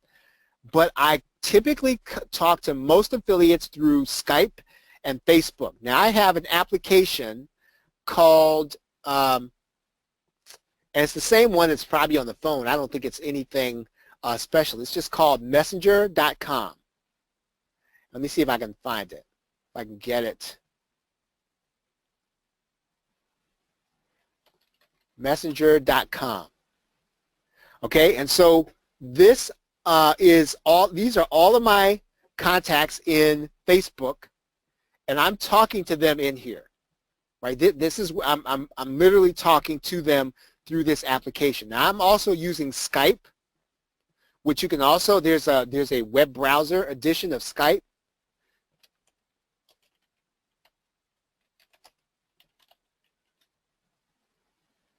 Okay, Skype for the web.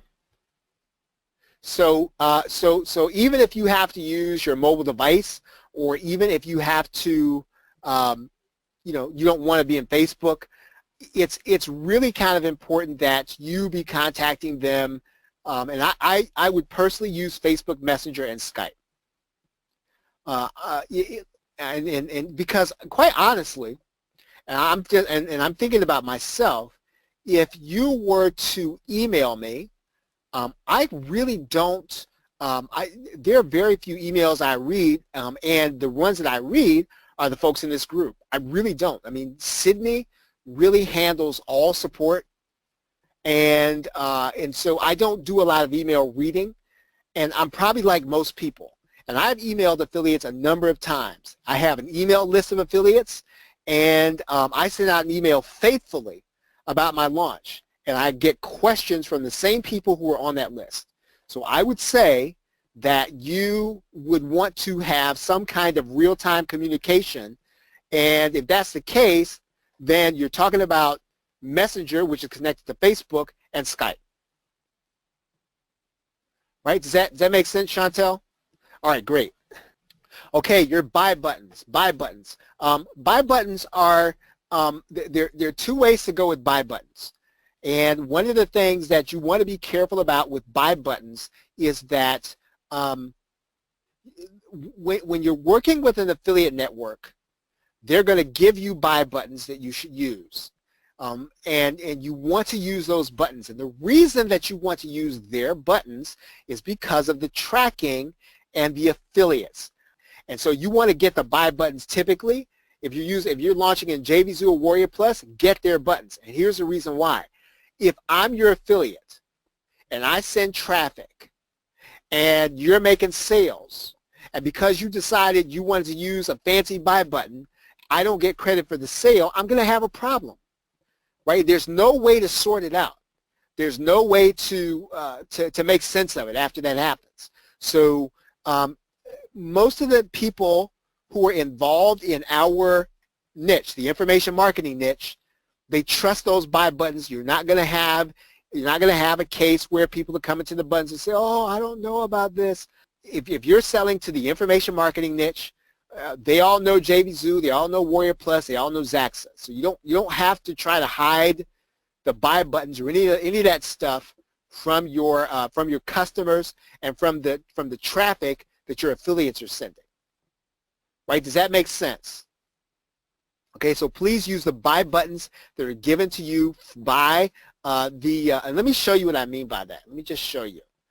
Okay, so I'm going to pull JVZoo open for right now. And you're going to notice something. You're going to notice that when you set up the sales funnel, there are going to be buy buttons associated with the sales funnel, right? And you have to get these buttons. If you go and get the buttons from the regular product, your affiliates are not going to get credited, right? You have to get this. So especially if you're going to have these affiliates send you traffic. So you set up your sales funnel, you get the buttons associated with the sales funnel. Is that clear? Is everybody clear on that? So that makes sense to you. Please put the number 5 in the question box. Okay, I want to show you the same thing. I want to show you the same thing in Warrior Plus. Because we're working in Warrior Plus, and I want you to know what this looks like. All right, so remember we did this offer, and okay, great. Okay, yep, Chantel, here we go. So let me go back and do JVZoo first. Okay, do you see this link that says buy buttons? Right, do you see this link that says buy buttons? I'm going to click that link. And then I'm going to grab the code. Right, so this code, when I put it on the page, is going to be the buy buttons. Okay, great. So now the same thing pretty much with Warrior Plus. Right, I'm going to grab the code, and that's my button. I can customize it, right? I can make it transparent. I can make it buy now, subscribe, free download, free trial, custom, right? And what I'm going to do is I'm going to grab this code. I'm going to put that on my sales page wherever I can put HTML. Right? Is everybody clear on that? Okay, great question. So when Chantel's question is, do the affiliates automatically connect to this? One part of the process that I have not gone over with you yet is that when you're setting up your offer, right, you are going to set up an affiliate sign-up page. Do you see that? You see that link, Chantel? Where I've got my cursor? Okay, right. So I'm going to set up this offer in Warrior Plus, and then I'm going to say generate this link for my affiliates. And when I give this link to my affiliates, they're going to have a link where they can apply to promote this product. Right? And then I can choose whether or not I approve them or not. So once I approve them as my affiliate, they will connect then with that button when they send traffic. But they can't send traffic to that link until I approve them. They will not even be given a link. Let me see. You know what? It's easier for me to show you Let me show you if I was somebody else's, if I'm gonna apply for somebody else's. Okay, so let's say that I want to promote this one.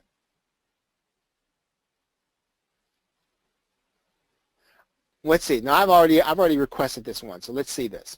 Okay, so I requested this one. I get the link, and this is where I get my link. Right? When I get my link, I'm going to send traffic to this link, and it's going to automatically go to the sales page. Okay, so you see there he's got the button there. But yes, this is where I connect with the button. So I've got to be approved as an affiliate. I've got to send traffic to this link, and then I get connected to that button. Okay, great. Okay, good. Okay, does anyone have any questions about that? About the affiliate process? That was actually a great question, Chantel. I appreciate that. Any other questions about that? Okay, upsells. I talked about this a little bit before, and I just want to mention this again. And this is my preference, right? This is my preference. If I'm going to have a front end and I'm going to have an upsell, I like to keep the same banners and the same footers, right? Same banners, same footers. Now I'll show you this because I think that if you do this, you will not disorient people, right? Okay, so there's my front end, there's my back end. Okay, so there we go. So the banners, I keep consistent. And I think that if you can possibly do it between your front end and your upsell, you want to try to keep the graphics consistent and try to keep the banners consistent, because what you're trying to do is you're making a connection between the front end and the upsell, right? You can, and it's hard to do that if you have a totally different theme, right? And all this stuff happens in the background of people's minds. So they're not consciously making the decision, they're not consciously disoriented, but when you put two different sets of graphics from the front end to the upsell, you were disorienting people. You're sort of taking them out of their order. And what you're trying to do is you're trying to accelerate the process of buying. You will slow it down if you disorient them. Right? So that makes sense. If you get that, please put the number 6 in the question box. All right, very good. So adding in testimonials, I'm not going to spend a lot of time on that, but you want to have those in there when you can get them. Exit pop. The exit pop is optional. If you don't feel good about doing an exit pop, typically you're going to be able to do that with your page builder. There's a setting in Optimize Press where I can do that and send people to another page. But again, that is not necessarily, that's not mandatory that you have to do one. There's also the popover, and I do want to show you this. Let's see if I can find the page here. Okay, so here's Aweber, right? Here's Aweber. And so what you want to do is you want to use this setting in Aweber that says popover, lightbox, or pop-up. And in the same way that you place this code on a page, when you place the popover code, then this is going to give you that pop over the web page. You can actually do a lightbox or you can do a pop-up. Right? Most autoresponders have this. GetResponse has this. Right? We can do popover or scroll form or embed it. Right? Any question about that? Okay. So that's it for the sales pages this week. And when you're setting up your sales page, the content is important. The content of your sales letter is important. Everything that I just mentioned to you is I don't want to say it's equally as important, but it's very important, right? All these things are very important. You can't leave any of these things out that I just said out of trying to get ready for a launch. These are all the things that you should be doing, I'd say, almost concurrently with your product creation, right? Don't leave any of this stuff to the end, right? By the time you get done with your product, you should be done with this stuff too, right? So try to be done with this stuff as you finish your product. And I don't want to overwhelm you, but here's what's going to happen if you don't do that. You're going to get to the end of the product creation process, and you are going to have a list of things this long, and you're going to say, "Oh my goodness, I don't feel like doing all this stuff." And the reason I can tell you is I can tell you from experience and from having talked to a number of different marketers. You leave this stuff to the end, you will probably not launch.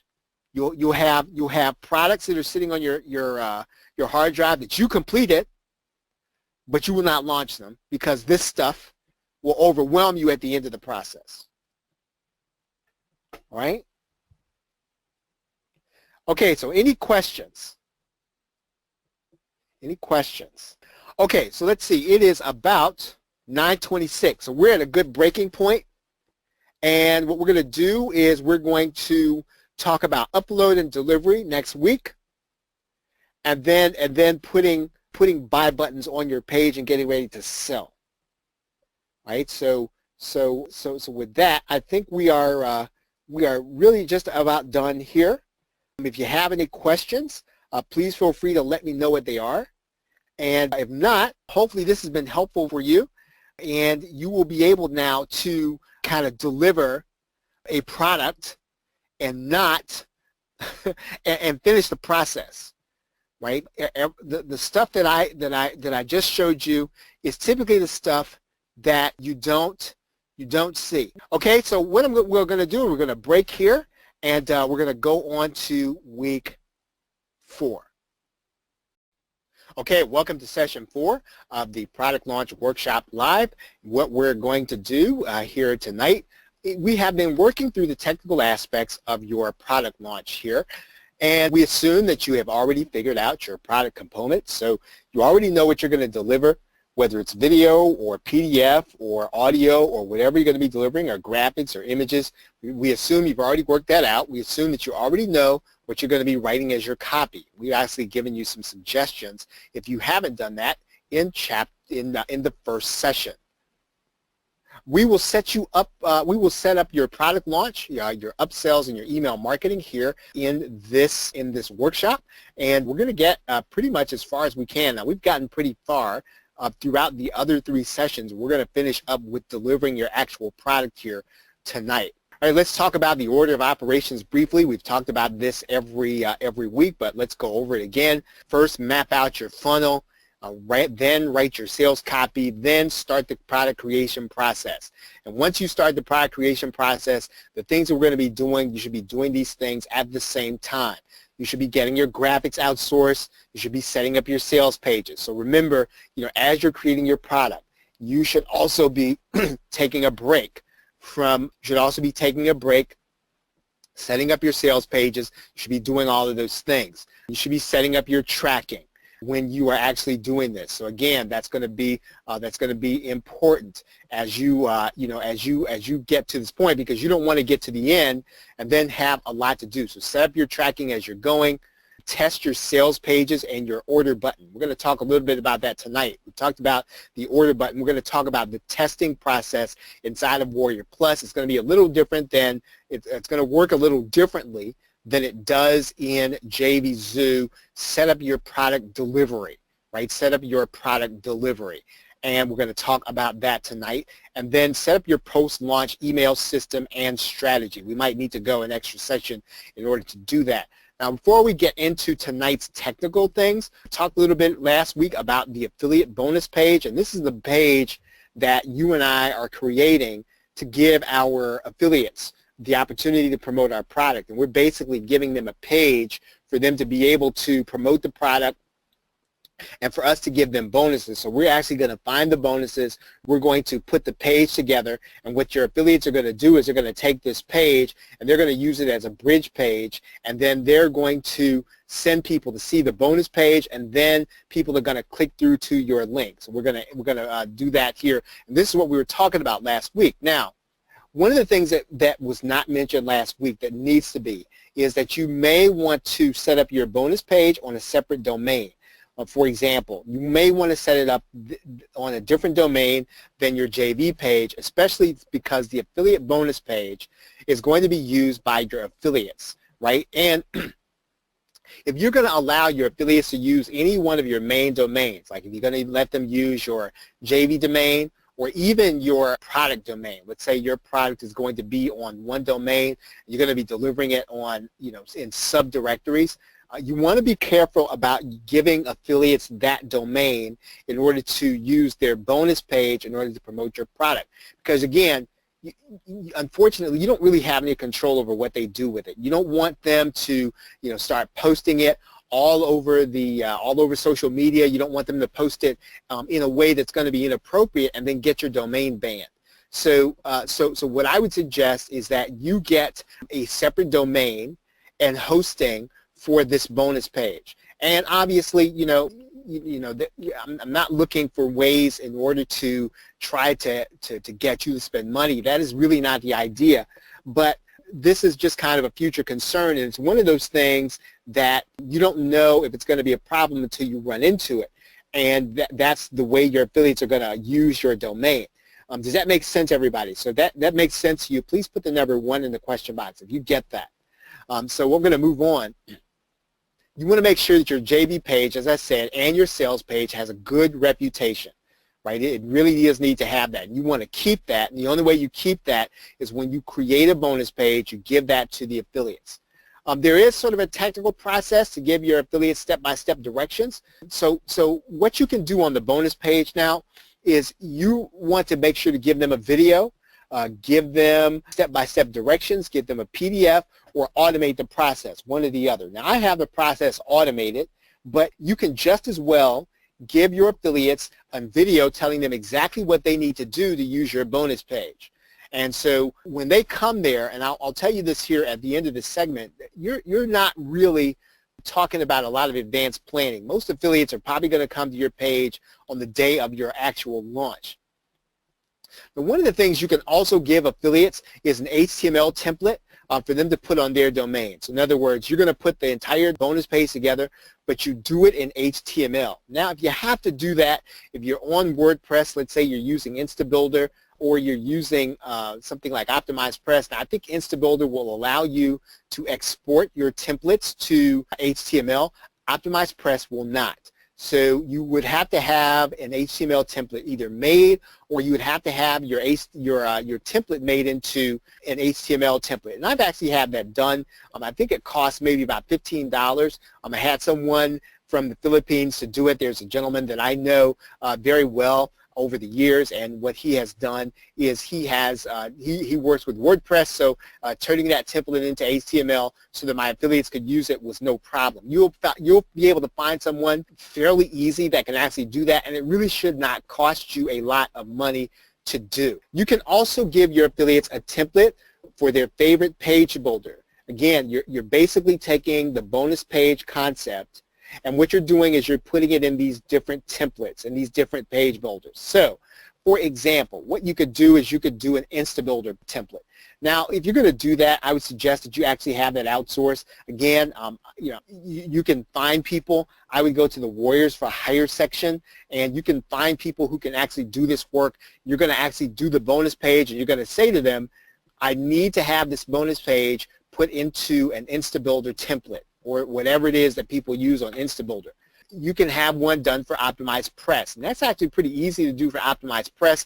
And if your user already has OptimizePress, then all you're really going to have to do is export the template, right? And let me show you that here for a second. So, for example, if we go to, I'm going to find a page on OptimizePress, and let's see, one second, we'll find a page on OptimizePress here, and what we'll do is I want to show you pretty much all you're going to have to do with your pages. And what you're going to do here inside of OptimizePress is you're going to go to the dashboard. And when you go to the dashboard, there are your content templates. And we're gonna open up a page here in OptimizePress. Let's do it this way. Open up a page.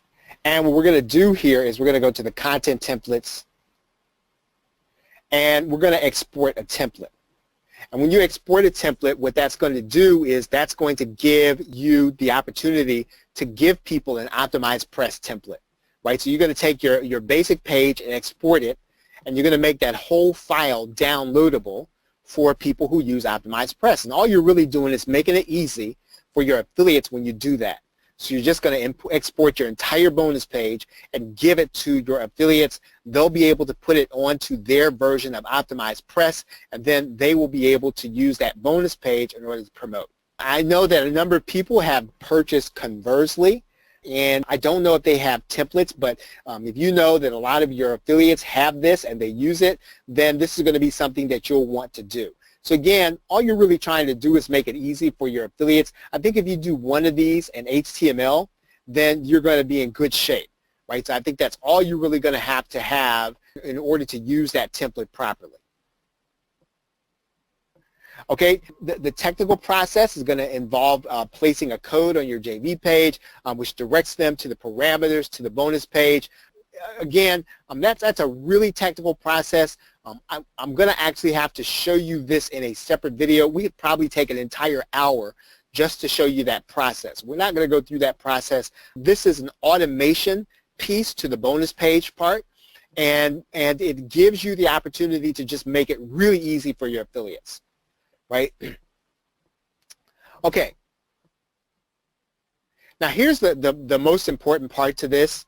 When you create this bonus page for your affiliates, and I didn't say this last week, and I guess this is really kind of an important part of it. Your affiliates are not going to come to your bonus page an hour before. They're probably not going to come the day before. They're probably going to come about 15 to 30 minutes before they send an actual email on the day of your launch. So you have to make this bonus page part extremely easy for them to operate. I mean, you can't leave any ambiguity. It has to be very streamlined. And so I am really in favor of, when you're going to do this bonus page, either HTML and one format, right? You know, typically I might do optimized press and HTML. Sometimes I don't do optimized press at all, right? Because again, it's just one more thing for them to do, and when they've got about 15 minutes, they've got to write the email, they're going to opt for the easiest option. I want to talk to you a little bit about collecting testimonials also, and we breeze over that, but it's one of those things that is an easy thing to understand, but you do have to know how to do it, and it's not necessarily an easy thing. What you have to try to do is to make it part of the buying process. So in other words, you want to have some kind of automated follow-up, probably within the first 14 to 21 days after the purchase of a product. Make it a part of the buying process if you can. And then what you want to do is you want to tell people, right? You want to tell people, I have not in the past given an incentive in the past, right? That has not been my thing, to give an incentive for testimonials. There's nothing wrong with it.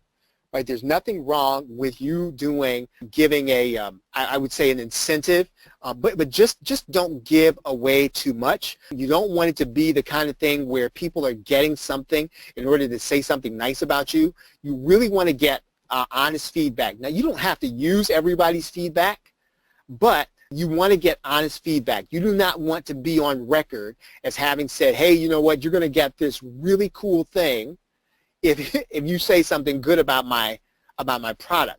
That's too close to the line, and there are probably going to be enough people who are willing to say something good. You just got to give them the opportunity, but you can give an incentive. Just don't give it until the end. Use a tool to do this if possible. There are software programs, there are services that are available. Probably one of the best ones that I've seen recently has been called Review Trust. I don't know if any of you all have heard of that. Now, it is a paid service.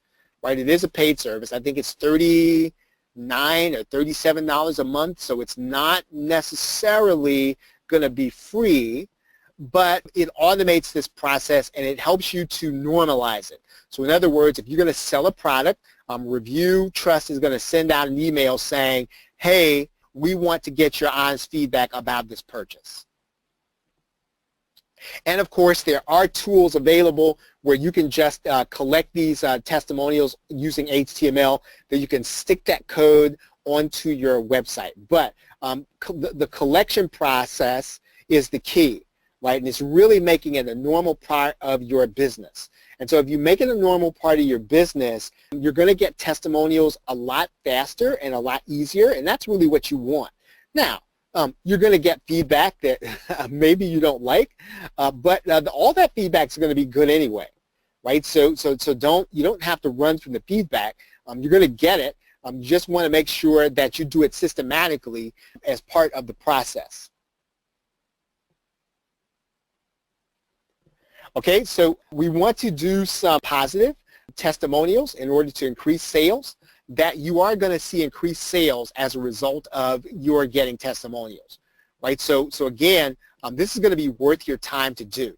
And so do want to try to do it, and you want to try to do this in a way that is going to actually help you, again, make it a part of your normal sales process, and this is really going to work well, and you will have things to put on your sales pages as you continue to do product. And then, as you do this, continually improve the process. Again, testimonials are the hardest thing to do, right? Out of all the things you're going to do, probably the most difficult thing you're going to do is to collect testimonials on a regular basis. And again, the more that you can normalize the process, the easier it's going to be. I think that when you are in a certain position in your business, I would suggest a solution like Review Trust.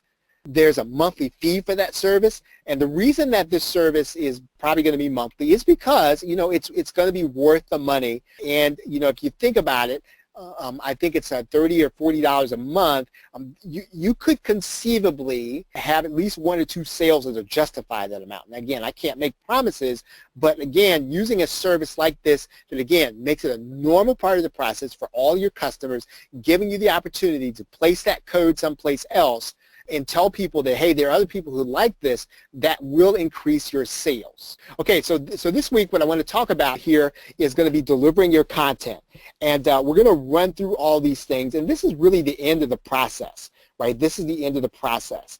And so what we're going to be doing is we're going to run through these last things that you're going to need in order to launch your product. Now, the first thing we want to talk about here is setting up a download page. And a download page does not have to be complicated, right? In fact, it shouldn't be, right? And in fact, it's a good thing. Now, here is, it's not the prettiest download page in the world, but this is a download page, right? And I'm doing this inside of Optimized Press.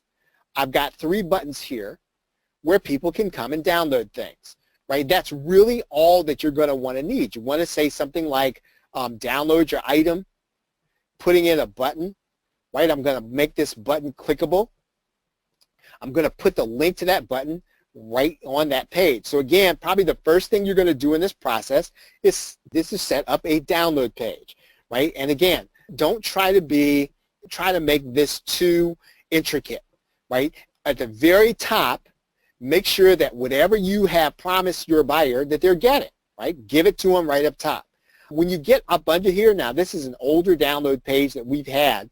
You can make available some of your other products, right? You can make them clickable links to your other products. Now, one of the aspects of this is that you can choose to do this in 1 or 2 ways.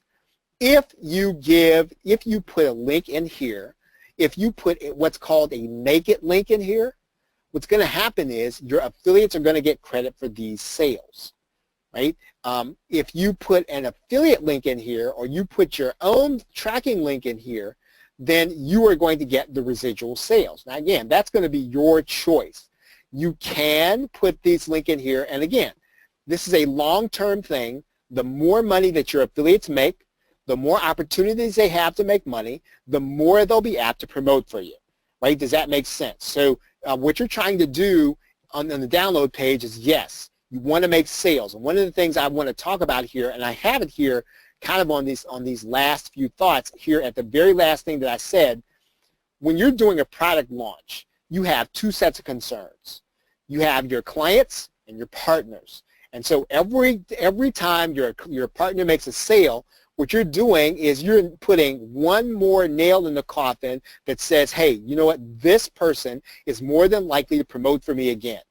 Right? So again, when you put your products down here, you've got the choice of putting a naked link here, you can do it. Right? Does that make sense? So if everybody sort of understands just a basic download page, please put the letter number 1 in the question box. Oh, good. Okay, so Chantel is asking, that's a great question. Can you explain how to make the links for your affiliate? Okay, great. So product that was being launched was the Optimized Press PLR package, right? Let's just say that package would be this. I had affiliates to promote this, so what I would do is I would get this link, which is just the link page, right? I would get that link. And the reason I would get that link and I would put that link here is because I don't want to put any link that's going to cause my affiliate not to get credit. And so the way you do that is you make sure that you put the exact sales page. You want to put whatever sales page that your affiliates were sending traffic to. Now this is the link that affiliates were sending traffic to. So the way this works is that when you buy through somebody's affiliate link on your browser, right, there's a cookie on your browser. And that cookie will stay with you as long as that affiliate does not click another affiliate link. Now, as soon as that affiliate clicks another affiliate link, then it wipes out the cookie. So if you put your own affiliate link here, your tracking link, it's going to wipe out your affiliate link for your cookie. Right? So all you need to do is you need to put here is the naked link so that your affiliate will come to that page and then get paid. Right? Does that make sense, Chantel? Yeah, exactly. So Chantel's question was, so is this the original link? And the answer to that question is yes. It is the original link. Let's say that you decided, well, I don't want to put the original link there. I want to be the one to get the commission, right? And in some cases, you might do that, right? You might say, now all the products that I sell here, I want to be residual sales. So what I'm going to do, I'm going to go into Warrior Plus right now. I'm just going to show you how to create a tracking link. All right, so I'm going to go here, and how many of you all can see here inside of Warrior Plus where it says vendor tracking link? So if you see that, please put the number 2 in the question box. Okay, right. So what you would do here is you would click this. And you would say something like download page.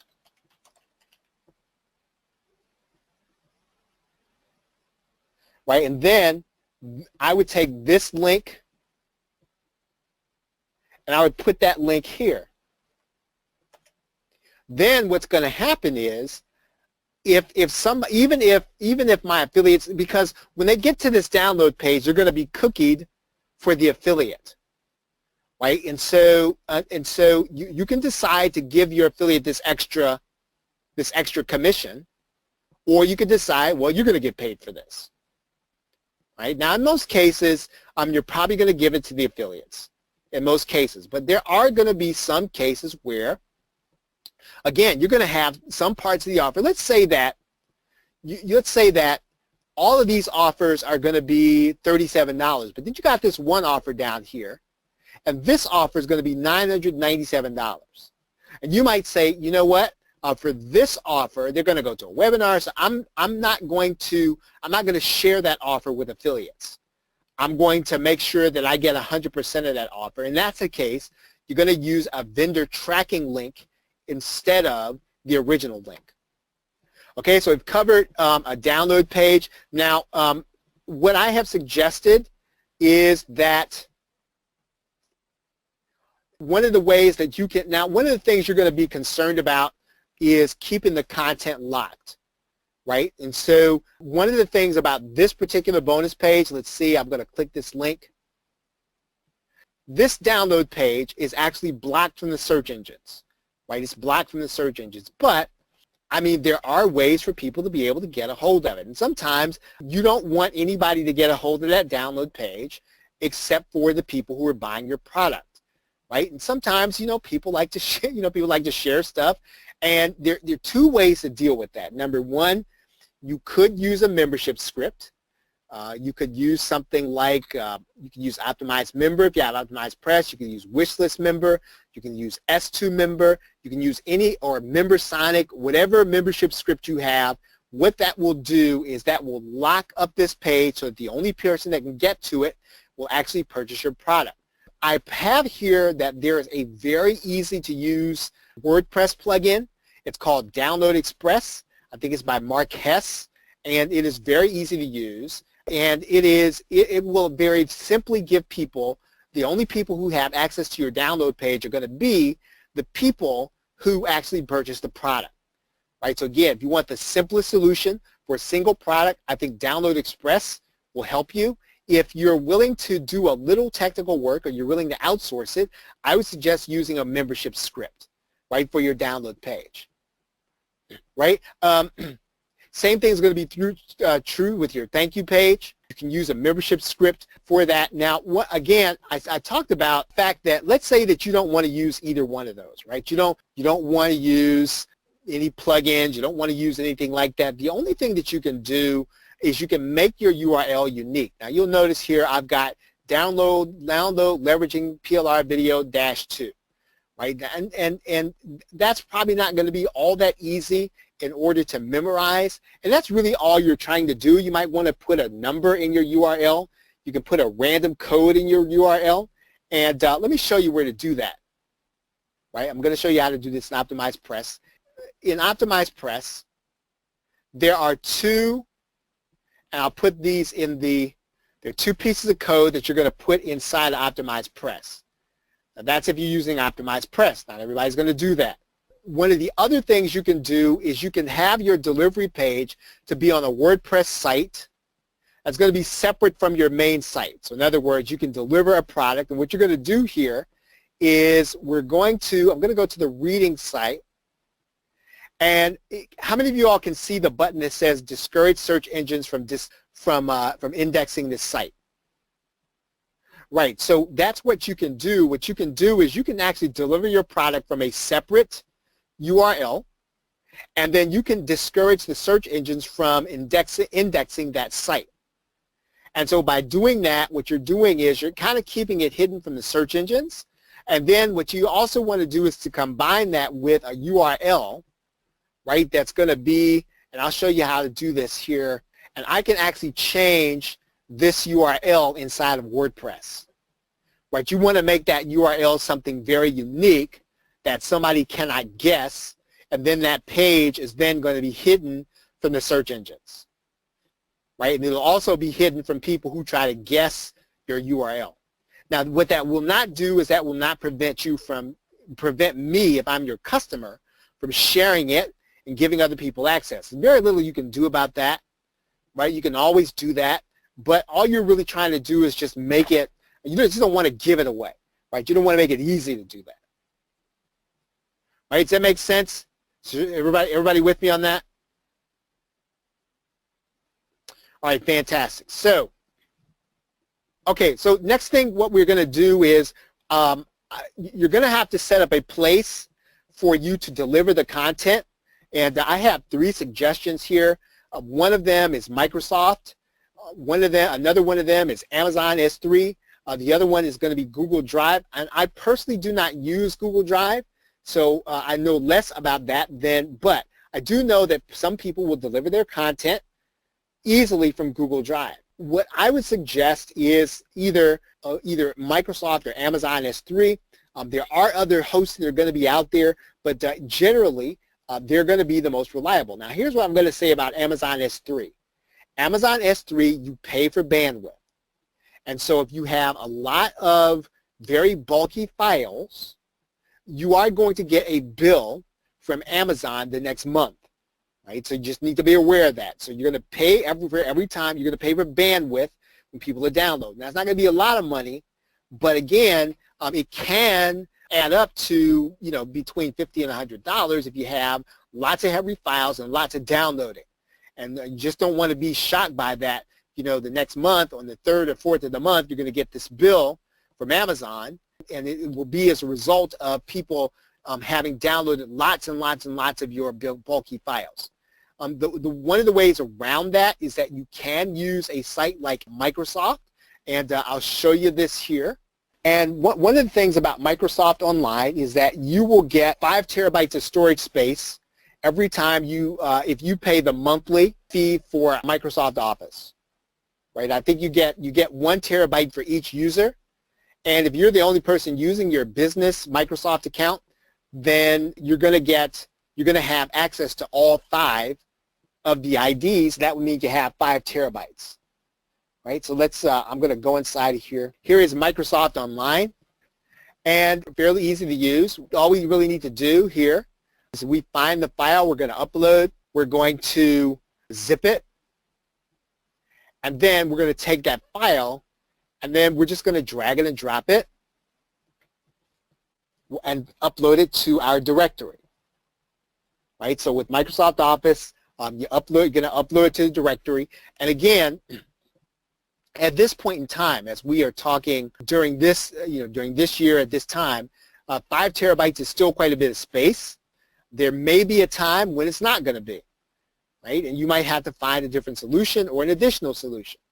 But at presently, as long as you have a subscription to Microsoft Office, you get Microsoft OneDrive with it, and you get 1 terabyte per user, and 5 users can actually be on your account. Okay, now, so I'm going to take this download. I'm going to right-click it. I'm going to copy the link.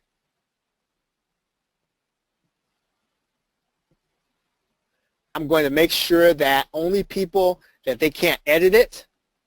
I'm going to apply the link. I'm going to copy this link. And then I'm going to come back to my download page. All right, let's go back to my download page.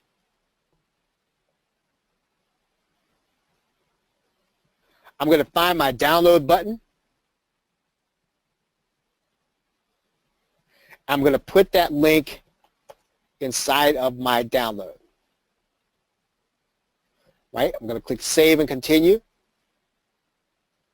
And then we're going to view the link. And then when your customer clicks the link, they will then get the download. Okay, now, some people choose to use Dropbox. I'm not a big fan of that because I don't necessarily want people adding it to their Dropbox. The main reason is because, quite frankly, I forget stuff when it's in Dropbox, and I know that other people will too. And so sometimes you can just kind of load up your support desk, requests that are not unreasonable, but they really happen because, sometimes people will just kind of forget they actually downloaded something, right? So again, I like for people to have that download right away, and it's very easy to do that inside of Microsoft. One thing that I would not recommend that you do, right, is for you to use your FTP in order to do this, right? I would not put this on the same domain. I would deliver my content from a different place than I do run my websites. I really do want you to get that. Whether it's Microsoft, Amazon S3, or Google Drive, you want to consider not giving your customers files to download from your actual site, right? Wherever you have your offer. And the reason for that is actually pretty interesting. It's very easy for you to overload your server. I've had that to happen, right? Where you're basically overloading your server, and then nothing works, right, once your server is overloaded. The other thing I will say about Microsoft Online, which made me go to Amazon S3, is that my product had, and I'll even show you. As a matter of fact, I'll even show you the files. Okay, so if you can see here, these files say HP video backgrounds, right, and 370 meg. 302 meg, 449 meg, 409 meg, 429 meg, and so basically I had about 2 gig of files that I was that I had during a launch, and so people were hitting that page, and Microsoft Online throttled the account, right? They basically stopped traffic because of those files. Now the rest of the product was fine, but that part that people were downloading at a very fast rate, those big files, Microsoft Online throttled it. That was a live and learn case, and you want to be careful about having really big bulky files and making them available for people to download from that, from a site like that. Okay, next thing on our list here at the top on the right, test your funnel using a second PayPal. If you have 2 PayPal accounts, this is going to be really easy. If you don't, you might have to have a friend to help you. And we're gonna actually make this really easy though. You don't have to worry about just kind of the money transferring. I'm going to show you how to do this here. One of the things that we are going to do is when we run our test offer. Now I'm gonna show you. If I do a test purchase, right? If I do a test purchase, here's what's going to happen. I'm going to click this thing that says test purchase. Now that price is $9.95. Now what I'm going to do prior to the launch, and what a test purchase does, is we can actually make this live. We can actually do a test purchase before the offer is live. Right? We can do a test purchase before the offer is live. So what that means then is going to mean that before the launch, before it's active, I'm going to come in here, I'm going to set all my prices to 50 cents. That's the minimum. Right? I'm going to set all my prices to 50 cents, and then I'm going to go through a test purchase. Now the reason I'm going to go through a test purchase is because it's not going to count against my statistics that my affiliates will be looking at. Right? Does that make sense? So if you get that, please put the number 4 in the question box. That means my statistics are going to be right because I am not throwing them off. I'm using the test purchase feature. Right? So while you're doing, okay, so Chantel, so here's what's happening. When I use this test purchase link, I'm going to actually buy my own product. And then technically, I'm going to have 4 sales because I'm going to go through each part of the funnel. But it's not really a real sale, right? And it should not count toward my stats. And we don't want it to count toward my stats because all I'm doing is testing the page. And so you can use the test purchase if you don't want it to count toward your statistics. And really and truly, just to be on the ethical up and up, you want to use test purchase anyway, because you do want your stats to be true, right? Does that make sense, Chantel? Did I do a better job of explaining that? Okay, great.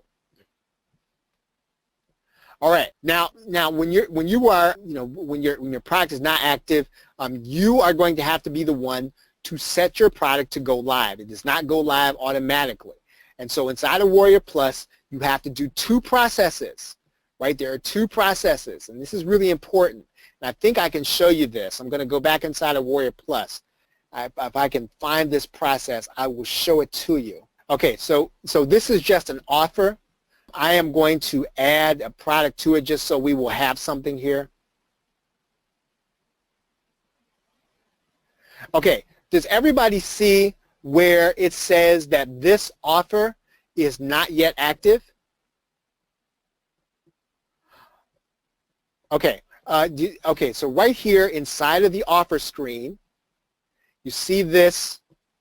It says this offer is not yet active, right? And we have to activate this offer in order to make it live, right? Now, I'm gonna take a step back and answer a question from Chantel.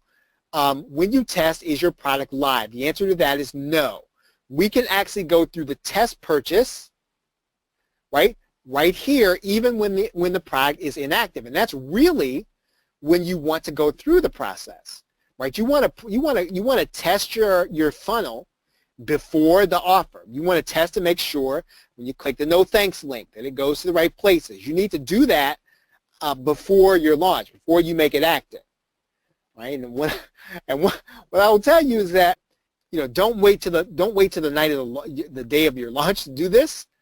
Try to do this a couple of days ahead of time. If there are any problems, sometimes it takes a good 3, 4, 5 hours to work out, in a worst case scenario. So please do not do this on the day of the launch. Ask me how I know.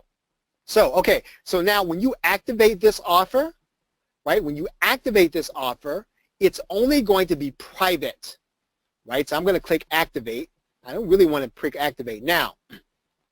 I can actually schedule this launch for a date in the future, or I can say launch it right now, right? So just for the sake of, this, I'm going to activate the launch right now.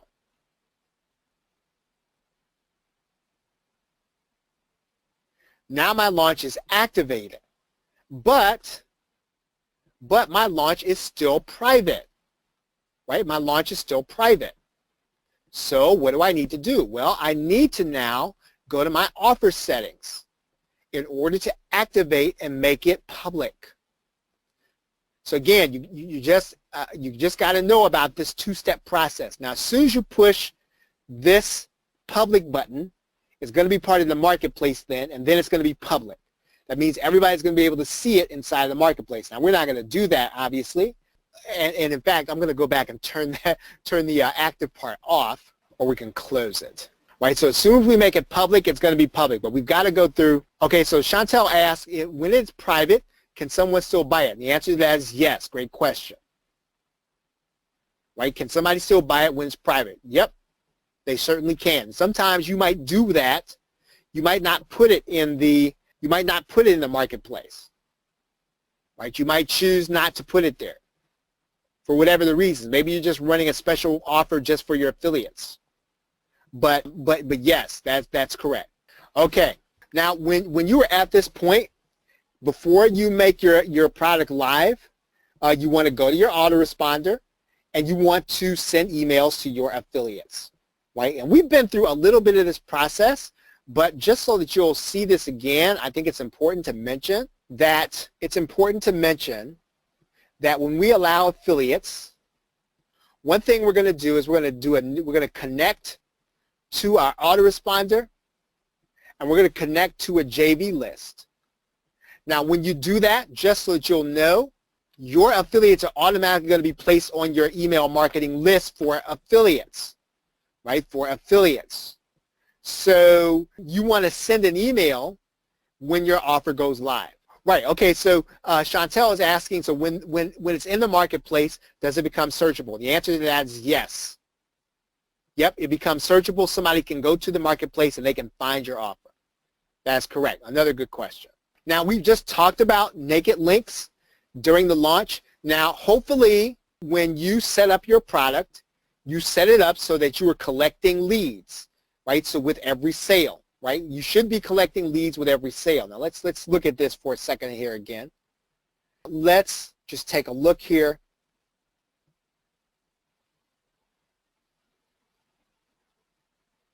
At this product. Okay, so this particular product, when somebody buys, they are placed on the list for the Entrepreneur Mandate in Aweber for me, right? It's automatically placed there. And so we should have a list of buyers in our autoresponder if we have been following the process. Now, the reason that I mentioned this again a second time here at the end is because one of the things you want to do during your launch, let's say that you have a list of people who have purchased your product, and so now we know for a fact that they have the front end, right? We know for a fact they have the front end product. What we don't know is whether or not they have the back end product, right? And so one of the things that we can do inside of our autoresponder is we can do a little automation.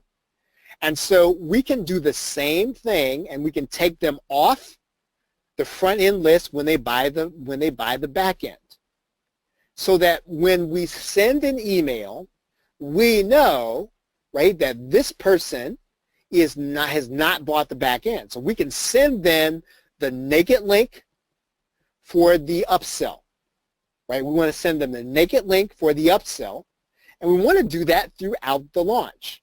And when we send the naked link, remember, your affiliates are going to have, they're going to have cookied the person. Your affiliates are going to get credit for the sale. So basically what you're doing is, even after the launch, you are helping your affiliates to make more by promoting the back end, and you want to start doing that probably the minute that someone becomes part of your subscriber list. right? So if you get that, please put the number 5 in the question box if you get that. Okay, so if you don't get that, please put the number 6. Right, yeah, and Chantel says we've purchased upsells like this. We all do, right? Because anything happens. Sometimes we don't get the, sometimes somebody calls us away while we're going through the upsell process. Sometimes we don't, we're not thinking about it, right, while we're going through there. And sometimes we just don't feel, we're not feeling an upsell when we're buying it. And so later on that evening, we open up our email. We get a nice email from, from the vendor welcoming us and reminding us that, hey, you know what, there's something really cool that's part of the upsell. And then we click on it, we look at it, we're in a better frame of mind, we say, you know what, I'm going to get this now, right? And so that happens. And so, and when you do that the right way, your affiliate makes money. I have this last here in terms of your product launch. And it really is the truth. I have, there have been times where I've heard marketers, and they will resist this, but it is true, affiliates don't necessarily get very personal. And I do want you to know that. Sometimes, there are, marketers have issues with each other. I mean, they're human. But for the most part, if an affiliate gets your product and they promote it and they make money, they will come back for another shot at it, because in their mind they're thinking, well, this is my guy, this is my girl. I'm going to make money with this person, and so if they have another launch, I'm in. Right? That's the way that you get affiliates. You can get affiliates by promoting for them, but typically the way you're going to get affiliates is you make them money, and you want to do everything you can to make them money. Now, I want to leave you with this thought. Why is it important for you to get affiliates, right? What does a product launch do for you ultimately? And if I were to ask that question of you, what do the affiliates ultimately bring you? Yes, they bring you traffic. Yes, they bring you some money, and even if you pay them 100%, you're going to make some. But what do the affiliates really bring you? Right? They bring you buyers that you would not have had. And so basically, what you paid for in terms of commissions is the same thing you would have had to go out and advertise for if you were doing Facebook ads. So that's the way to look at it. Right? So if let's say that you made $1,000, but you think, well, man, I paid out $500 in affiliate commissions. Well, if a lot of those buyers were new buyers, right? You now have 100 new leads that are now part of your marketing funnel. You have 100 people that are now part of your list because this affiliate, right? This affiliate sent you traffic. And so you want to help that affiliate do it again, right? And so all you're doing with a launch, right, is growing your list. Now, you don't want to live from launch to launch, right? You don't want to do that forever. But when you're doing this, what you're doing is you are putting yourself in position to build a business. Yeah, and Chantel makes a great point. This also builds your authority as well, right? The more affiliates that you have, the more times they're out promoting for you, you are really building your authority. When you have a lot of people who are saying, hey, you know what, this person's got something really cool. And then they come back another month later and they say, hey, do you remember this? Do you remember this person? They've now got something even super cooler, right? So the way to look at this is that you want to try to keep your, to keep, what is a, I guess what from The Godfather, they say, keep your friends close and your enemies closer. Well, I mean, we can, let's substitute and say, keep your, keep your affiliates close and your customers closer. But keep your affiliates close, right? Keep your affiliates close and keep your customers closer. But do keep them, right? Continue to build your relationship. And I guess, again, let me just re-stress this. The best way to build your relationship with an affiliate is to make them money. It's really not all that personal. If they make money with you, they come back. If they don't, they'll be nice to you, but they may or may not promote you. All right? Any questions as we finish this section? Any questions? All right, very good. Well, this is the end of week 4 of our product launch, and we have actually gone through the entire process. And I hope that this has been helpful for you, and that you will actually be able to go back through this. Use this as your companion guide to set up your launch on Warrior Plus. And we appreciate your being willing and able to participate in this workshop. With that, thank you very much, everyone. Have a great day and a pleasant tomorrow. Take care.